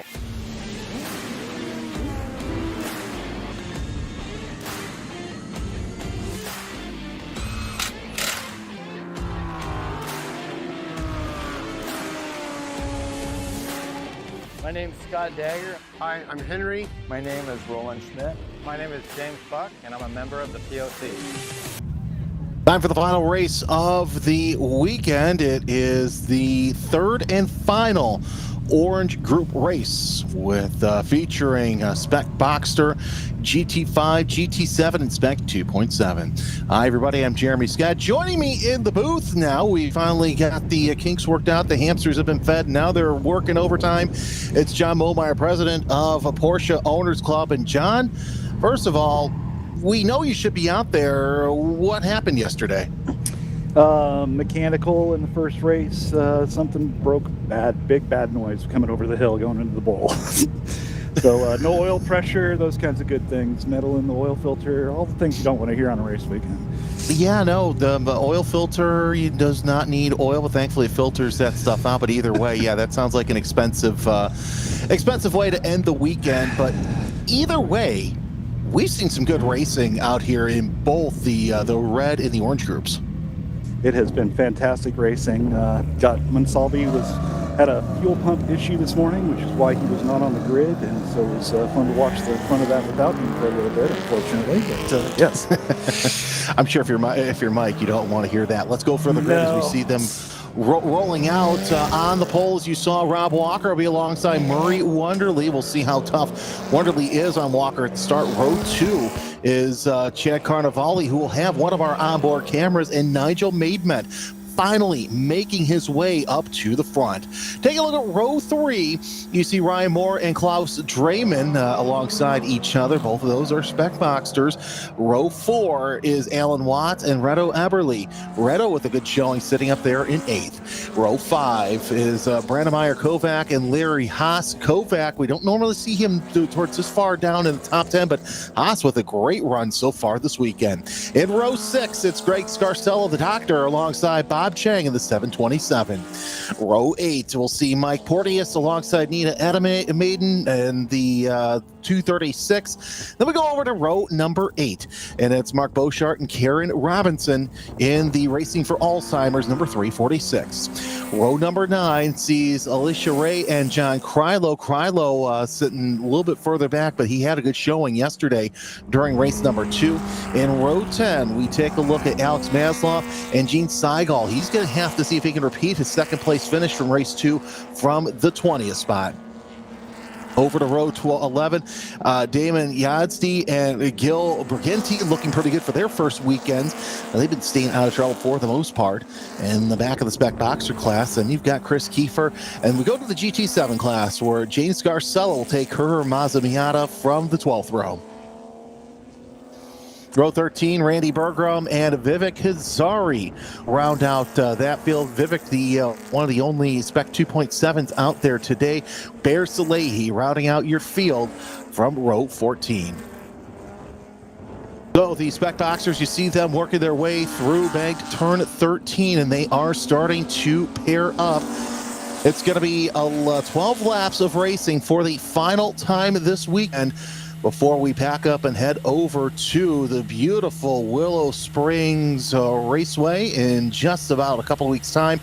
But you see Rob Walker looking off to his left, see Marie Wonderly to his inside right now, and right there, that's a great shot from the one, the only, Chad Carnevale. Great to see him doing quite well. Fourth in a DNF for the week, and then he's one of the drivers who basically fell into so many problems. They worked their way through turn number 16 for the final time at pace car speed, and it's going to be a great showing here with Spec Boxers. Glad to have you with us here on the Porsche Owners Club YouTube channel as they work their way side by side coming out of turn 17. Our eyes are on the starter as they wait for that green flag, and indeed they're going to get it. Green flag is out. Rob Walker gets a nose out front, 2-3 wide near the back of the pack as you see Scarcello moving her way up through the field. Wonderly tucks in the line as you see the 705 and Nigel Maidment sitting there in fourth place. Carnevale making his way up through the front, and so far, John, they're single file with a little bit of a tussle near the back of the top 10. Yeah, we've got 3 guys in the back there, John Krylo, Alex Maslov, and Gene Segal, that all got DQ'd after qualifying for being underweight, so they'll be coming up through the field. You definitely want to make sure you're at weight with the tech here. You're on board with Carnevale as he tries to see if he can get around the 614 of Murray Wonderly. He lists his color as Tiger, and sometimes if you look close enough on the camera, you can see the Tiger stripes as they work their way towards turn number 8. This to me is one of the 2 fun sections as you see Wonderly trying to go high, wide, and handsome off of turn number 8 for a defense off of Ryan Moore, who had a bad race also. He's one of those drivers we mentioned in qualifying, John, to watch out for because he had basically 1 race left tires, quote unquote, because he was out early, 2-3 laps into the showing. Yeah, had a couple axle bolts break on him, so yeah, he should be much faster today. Yes, having axle bolts is a good thing as well. And I've got to say, it's very strange yesterday to see the amount of attrition that we saw. Don't normally see it here in Porsche Owners Club. It seemed like that there was some sort of voodoo doll over the circuit. You're side by side near the back there. I agree. We had a comp committee meeting for an hour and a half last night after that race, going through incidents, so it was not a very clean race, we'll say. Yeah, that's going to be Kovac and Scarcello in position for, that's going to be for the top 10 in class right there as everybody's kind of sorting themselves out as the doctor falling back just a little bit. Who's not falling back is Rob Walker. He's already trying to get out front and get away from Wonderly, Carnevale, and Maidment as their second, third, and fourth. 2.2 seconds separate those drivers. Behind Chang, you've got the Porteous Robinson battle as well. Seigel already making his way up through the field. Right now he's 15th in class and as you saw, started further at the back, so already picking and clawing his way up.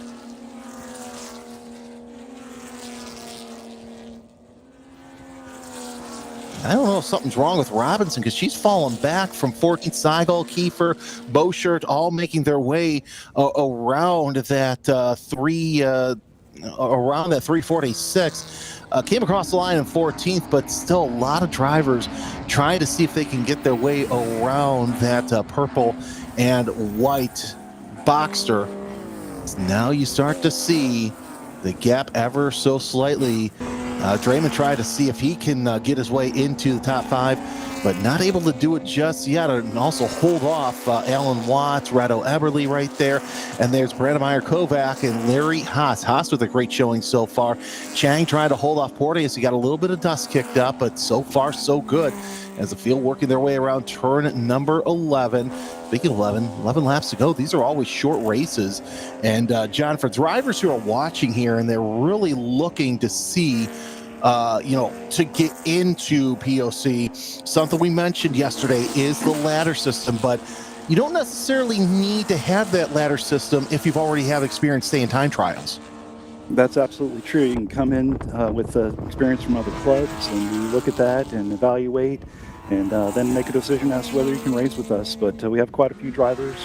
Jim Gintersleeve in the red race earlier was a PCA racer that came over in one of his first races with some prior experience. I was going to say, and then you also had another competitor there from time trials who went into, who came basically and raced for the first weekend this season. So, James Williams running Spec 991.2. In spite of him being near the back of the pack, he still had some quality racing in today's race. You're absolutely right. We got a couple guys in the back here, Yazzie and Gil Brittany. Both of those are provisional drivers, so they're taking their third start in their provisional racing, starting DFL. They'll have one more to go, and then they'll have their race license. The next time out at Willow Springs, that'll be a fun showing for them as well. But it's good to see there's one spinner right back there. That, I believe, might be the one. Is that the 170 that's involved in that spin? I'm not sure. We'll try and get the number there, but that's a close one. And thankfully, with as wide as things are here, Chuckwalla, it's easy to see how many cars are. Oh, that was absolutely close as Vivek and Salehi tried to get around side by side. They were able to do that, but the spin there coming around turn number 3. No harm, no foul, just tailing Charlie there.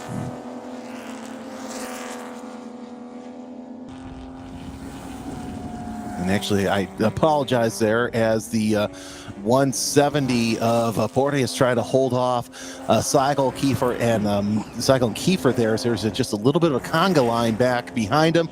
But you also see Maidment holding off Ryan Moore and closing in as well are Draymond and Watts for position. They're second and third with Wonderly and Carnivale as they are basically in a different zip code than everybody else, and Walker's just in another state at this point.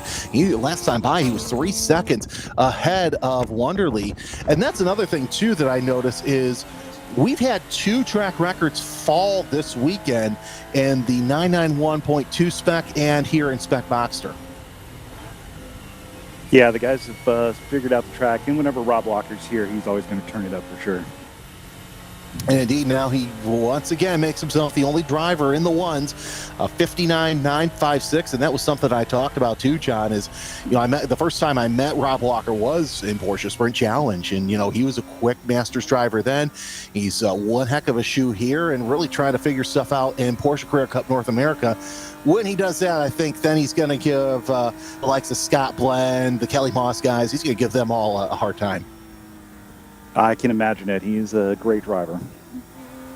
You're on board right now with Carnivale, 1.2 seconds behind Murray Wonderly. He's got a bit of time between he and Maidment, though, for who's in 4th place, because Maidment tried to hold off Moore and Draymond around the circuit as right now, there's your 2nd and 3rd place drivers. There's Maidment, there's Moore and Draymond. And Watts close by as well. Watts in the 225 this weekend. Trying to at least finish a race, not having the best luck in race number 1, but so far his best finish of the year is 7th in Spring Mountain race number 3. So trying to put something together as the race weekend is coming to a close lap by lap.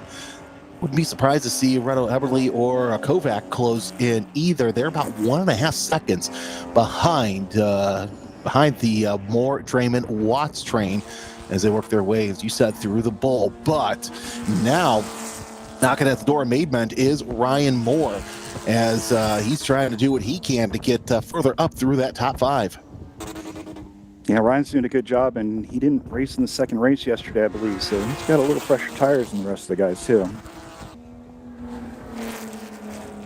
I think his tires saw more of that dirt in turn 3 than it did the pavement, but a great work, by the way, by the Chuckwalla Valley track safety crew to get all those drivers out of the way.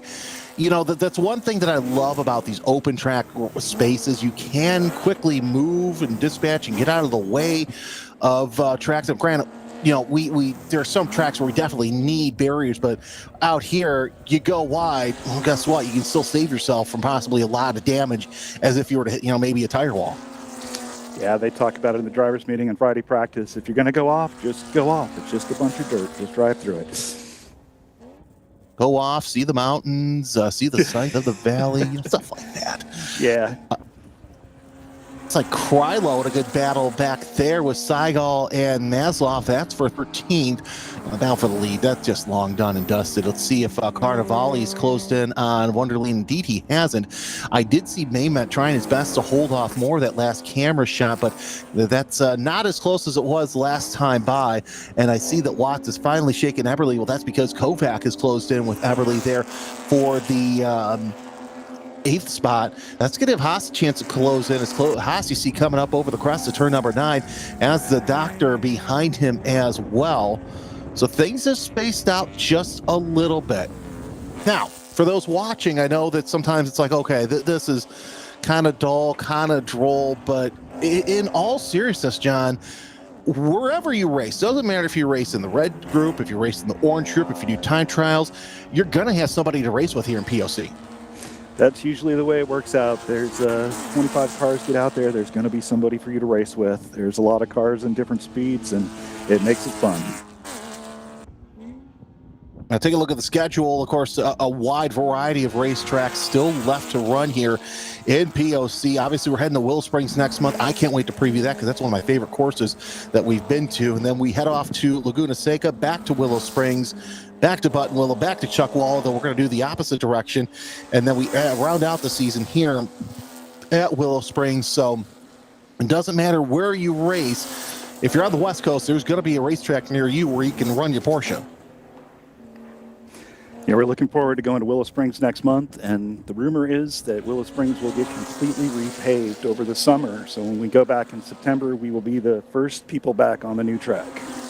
Oh, that's going to be fantastic. I know that I was able to see a little bit of when we were there back in November last time, or the last race of the season, I should say, and it looked like they started making some improvements. Do we know what they've done between then and now? From what I understand, there's been more tire walls put up in a few areas, but they're getting themselves ready for the repave and all the FIA paint schemes and things that need to go into where we go off in turn 8 and 9 now, and it's just dirt. We'll have a lot of runoff there with some of that sticky tape to keep you on the track.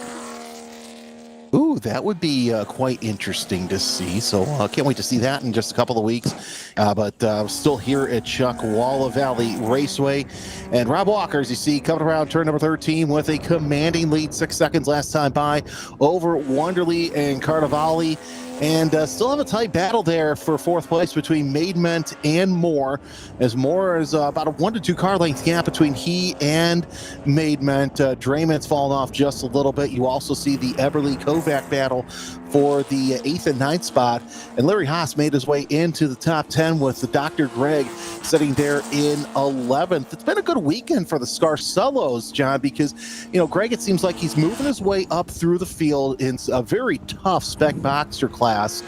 And, you know, Jane doing quite well in her Miata in GT7. Yeah, Greg just started driving that Boxster spec. He also came to us in a Mazda and then moved into Boxster spec. So he's getting the feel for the car and the difference for the car. And rumor is Jane's about to make the same move. That'll be interesting as well. And something you and I have talked about off and on over the past couple of years is Hollander saying on the chat, we'll talk about the Spec 2.7 in a second, but I think you'll get a kick out of this on the YouTube chat. Hollander saying, serious FOMO here. Could have given Rob a good run in Scottish Garage repeating. Hollander, mid-packer. Matt's always having a good time, that's for sure. Yeah. Well, hopefully we'll see you out there at Willow Springs in just a couple of weeks. But let's talk about Spec 2.7. I know this is a class that you're really adamant to try and get more cars over. What's the latest as we saw a third car entered into the class this weekend? Yeah, Enrique didn't get his car finished. The transmission cables didn't show up till the day before the event, so he's still trying to get that car together. He hopes by Willow it'll be there. And the rumor is there's 3 or 4 out there being built right now, and so we may see the group get bigger and bigger as we go, which has been the case over the years. We've gone from 944 spec to Boxster spec to now spec 0.27, and it takes 2-3 seasons to actually see some of the transition happen. And that's good to see, especially because I know that you and Vivek could probably appreciate a couple more cars to run with. You know, we saw the battles with you and Vivek at Button Willow. I have a feeling we'll see that replayed at Willow Springs. So it's going to be interesting. It's neat to see a class go from, you know, small from where you guys are at to large, and I'm excited to see that built. Yeah, we saw that in the history when Boxster spec started. It was about 29, 44 specs out and only 2 Boxster specs. And then the next year there was 3 and 4. And, well, as you can see, now we get 25.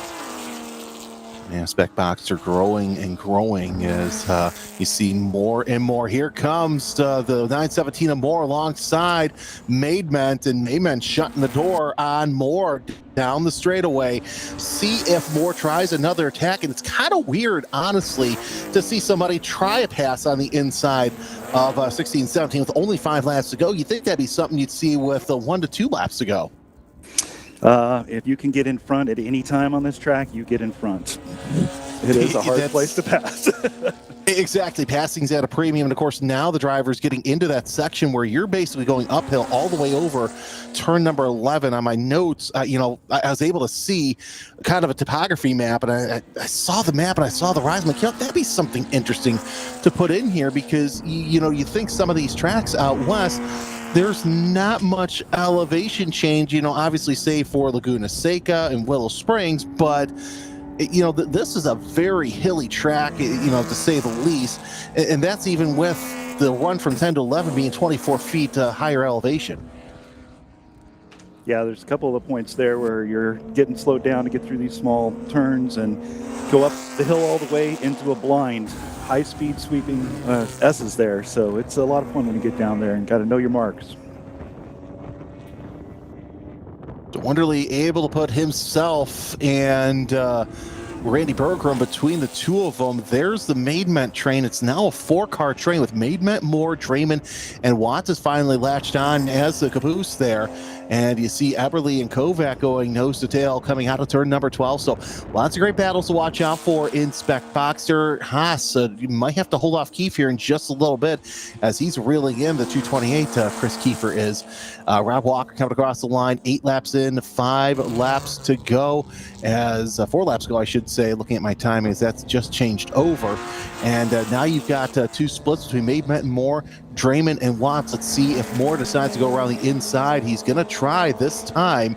And our producer saying he thinks all the California tracks have great elevation change except Button Willow. Yeah, now that I think about looking up and down the schedule, yeah, you're right. I messed that one up a little bit, but it is what it is. Eberly and Kovac running their fastest laps of the race, and you know, when you're running with somebody, you definitely want to run as close as you can. But now, this battle for 4th job between Maidment and Moore might have a little bit of a lap down car scenario to come in. I didn't see that yet, so yeah, if they're coming into the slower cars, that'll definitely make a difference. Oh, 1 car off back there in turn number 3. Not sure. That is actually Dr. Greg Scarcello, and he will have to hold off as Krylo and Seigel come by. They're able to come by in good fashion, and there you go. So it's just that easy. Just make sure you slow her down, lower down. So Scarcello gets him in front of Maslow. He'll fall all the way down to Fort as the cars making their way around once again. There's Rob Walker, your leader, working his way through turn number 13.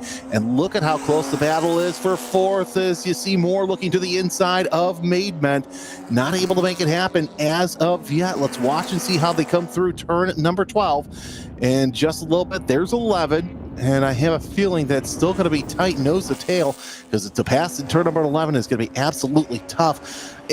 What I like about turn number 13 here, John, is obviously the banking, because you could run a whole bunch of different lines to close in on whoever you're racing with. Yeah, it's one of the greatest places to pass, actually, I believe. You can get in there, and if they take the top line, you take the bottom, and it's a fun place to get in there side by side. Saw somebody go side by side. Speaking of, and that was actually that was not for position. That was just to get our Randy Bergram for just on track position, as Bergram's currently sitting second place in GT7. And once again, it's Ryan Moore trying to do what he can to get around Nigel Maidment to just go up one position in that top 5. And you know, it's still early in the season. We still have 6 rounds left to go, so lots of racing left. But with the way as close as Spec Boxer is, John, you want every position you can get, no matter how early in the season it is. Points are important. It comes down usually in Boxer Spec to the last race of the season in the last few years, where the champions decided, or second or third place decided. So, yes, get all your points every weekend. Oh, this is a great battle back here between, looks like Karen Robinson, Alicia Ray. That is for 20th position overall. You also have Beauchart, Bear Salehi making his way around. You saw Ray trying to look to the inside of Robinson, able to make things happen through there, and they're still closing in on one another as Salehi running about the same time as everybody else behind them. Briganti, Hazari, Yazdi, all close together for overall position, and Robinson just leaving that door open just a little bit, but Ray not able to capitalize just yet. Let's see if Hazari can, actually it's not Hazari, Salehi can make his way through. Less than 3 laps to go, but this is not a bad battle here towards the back of the pack. A little bit of puff of smoke out of Salehi, so I wonder if he's got some tire rub going on there. That's an older 911. It smokes all the time. Okay, that's good to know. Straight from the president's mouth to our ears. Here comes a battle for 4th place in Spec Boxer. It's Maidment still ahead of Moore, Draymond, and Watts. 4th, 5th, 6th, and 7th, although Watts falling back just a little bit in that 2:25. 2 laps to go as Walker comes across the line. Through turn number 17. That battle still heating up between Ryan Moore and Nigel Maidment. Of course, Klaus Draymond, being the interested spectator that he is in that 409, looking pretty good so far. We mentioned Maidment having a little bit of rough showing in race 1, a little bit better in race 2. I think he's finally found his stride, though it's going to be tough for him to defend on Moore as Moore looks to the outside through turn number 4. Yeah, I think Nigel retubbed his car recently, and so the last couple events he's really kind of get it in tune, but looks like he did get it in tune this weekend. It's better now because now he can go for a run towards that championship. Here's that battle for 20th that we've been mentioning, 20th overall, with Karen Robinson leading that, 7-car train around the bowl. And here comes your leader, Rob Walker. He might be set to put these guys 1 lap down as they come around turn number 13, Rob Walker does. He'll look set to see that battle rage on. We've been watching this battle for the most part. Maidment holding off Moore, and now Draymond and Watts have also closed in through the section. John, I love this camera shot because you see that's one of those areas where you see the cresting of the drivers and the lean on these cars as they work their way through 9. Oh yeah, you get over that hill and you just get on the gas full throttle and try to hang on to it as you come around that sweeping turn. It's so much fun. Of course, then you got the bank turn number 13 as Rob Walker comes down the final corner. White flag is out, 1 lap to go. is Walker, your race 1 winner, trying to make it 2 out of 3 here. Here comes Wonderly. He's opened up a decent gap between he and Carnivale.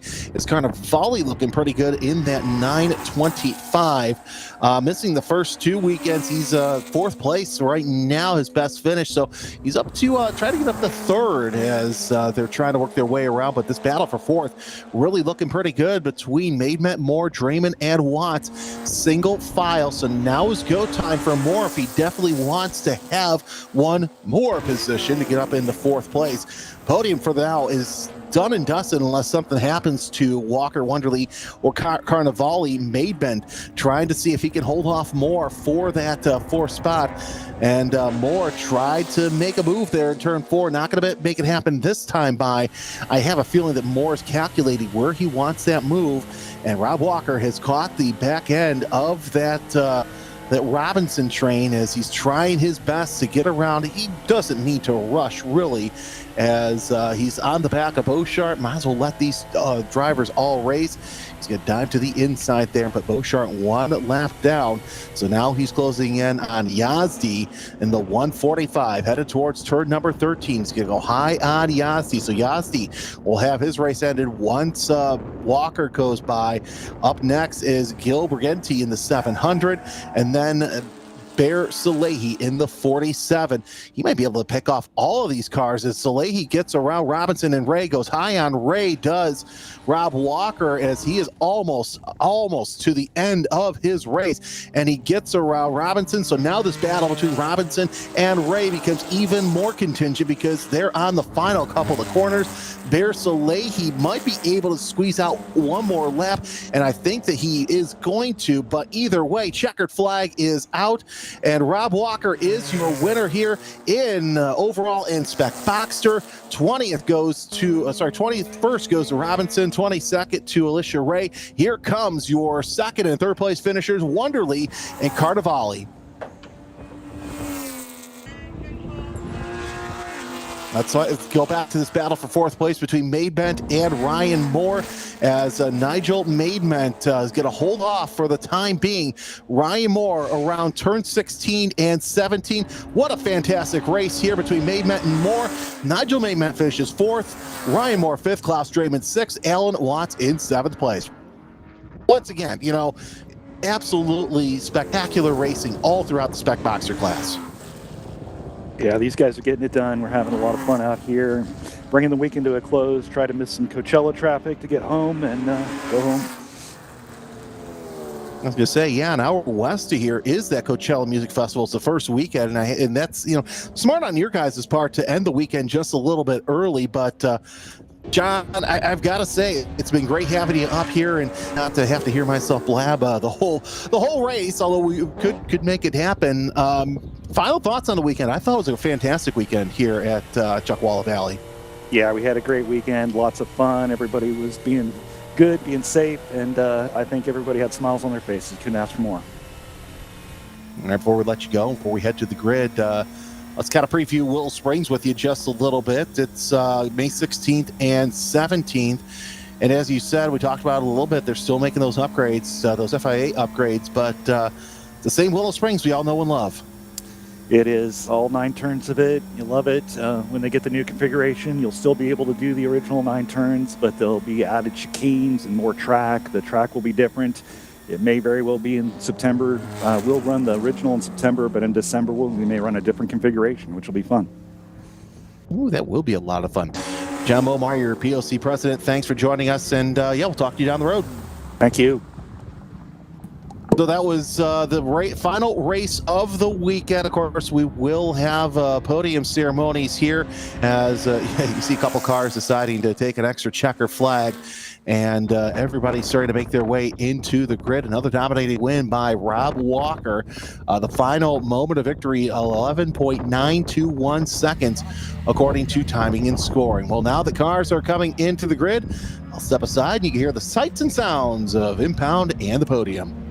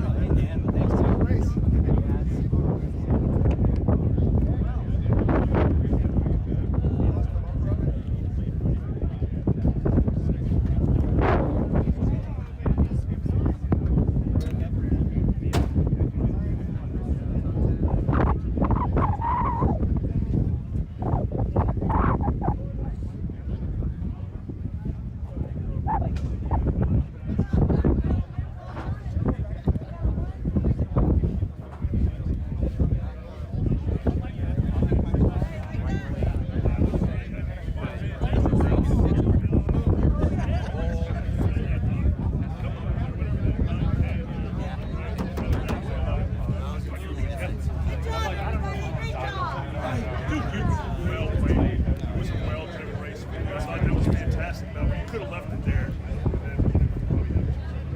Yeah, exactly. I'd rather finish. Yeah, you did a great job. Yeah, I feel the same.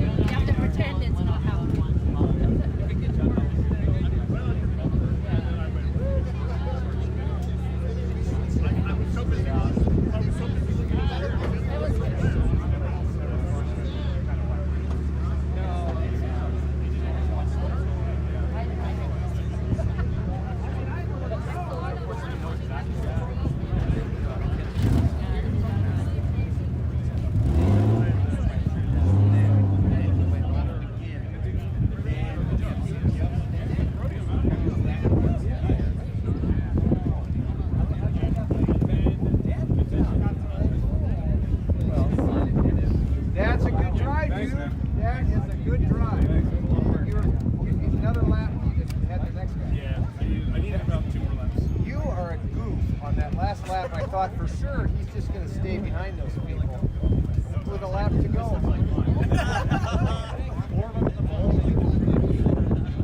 was like, a lap to go, there was a big gap, that gaggle up there. I was like, I'm sorry, what's your guy name? The guy that takes care of the car.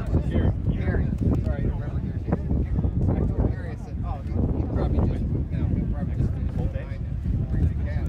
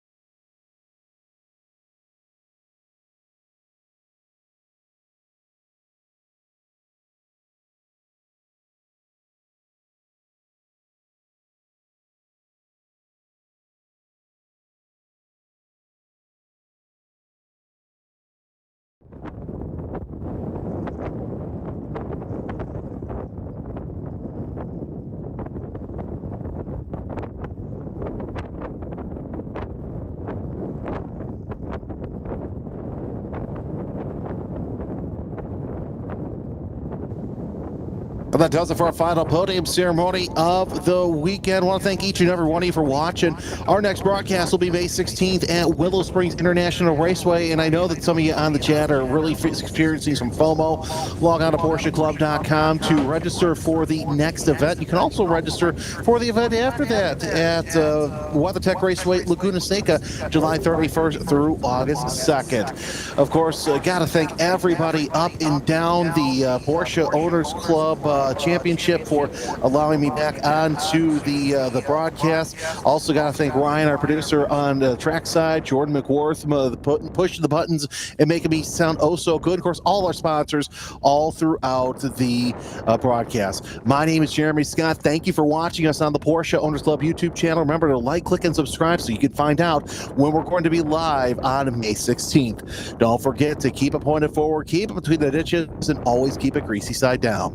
We'll see you next time on the Porsche Owners Club YouTube channel.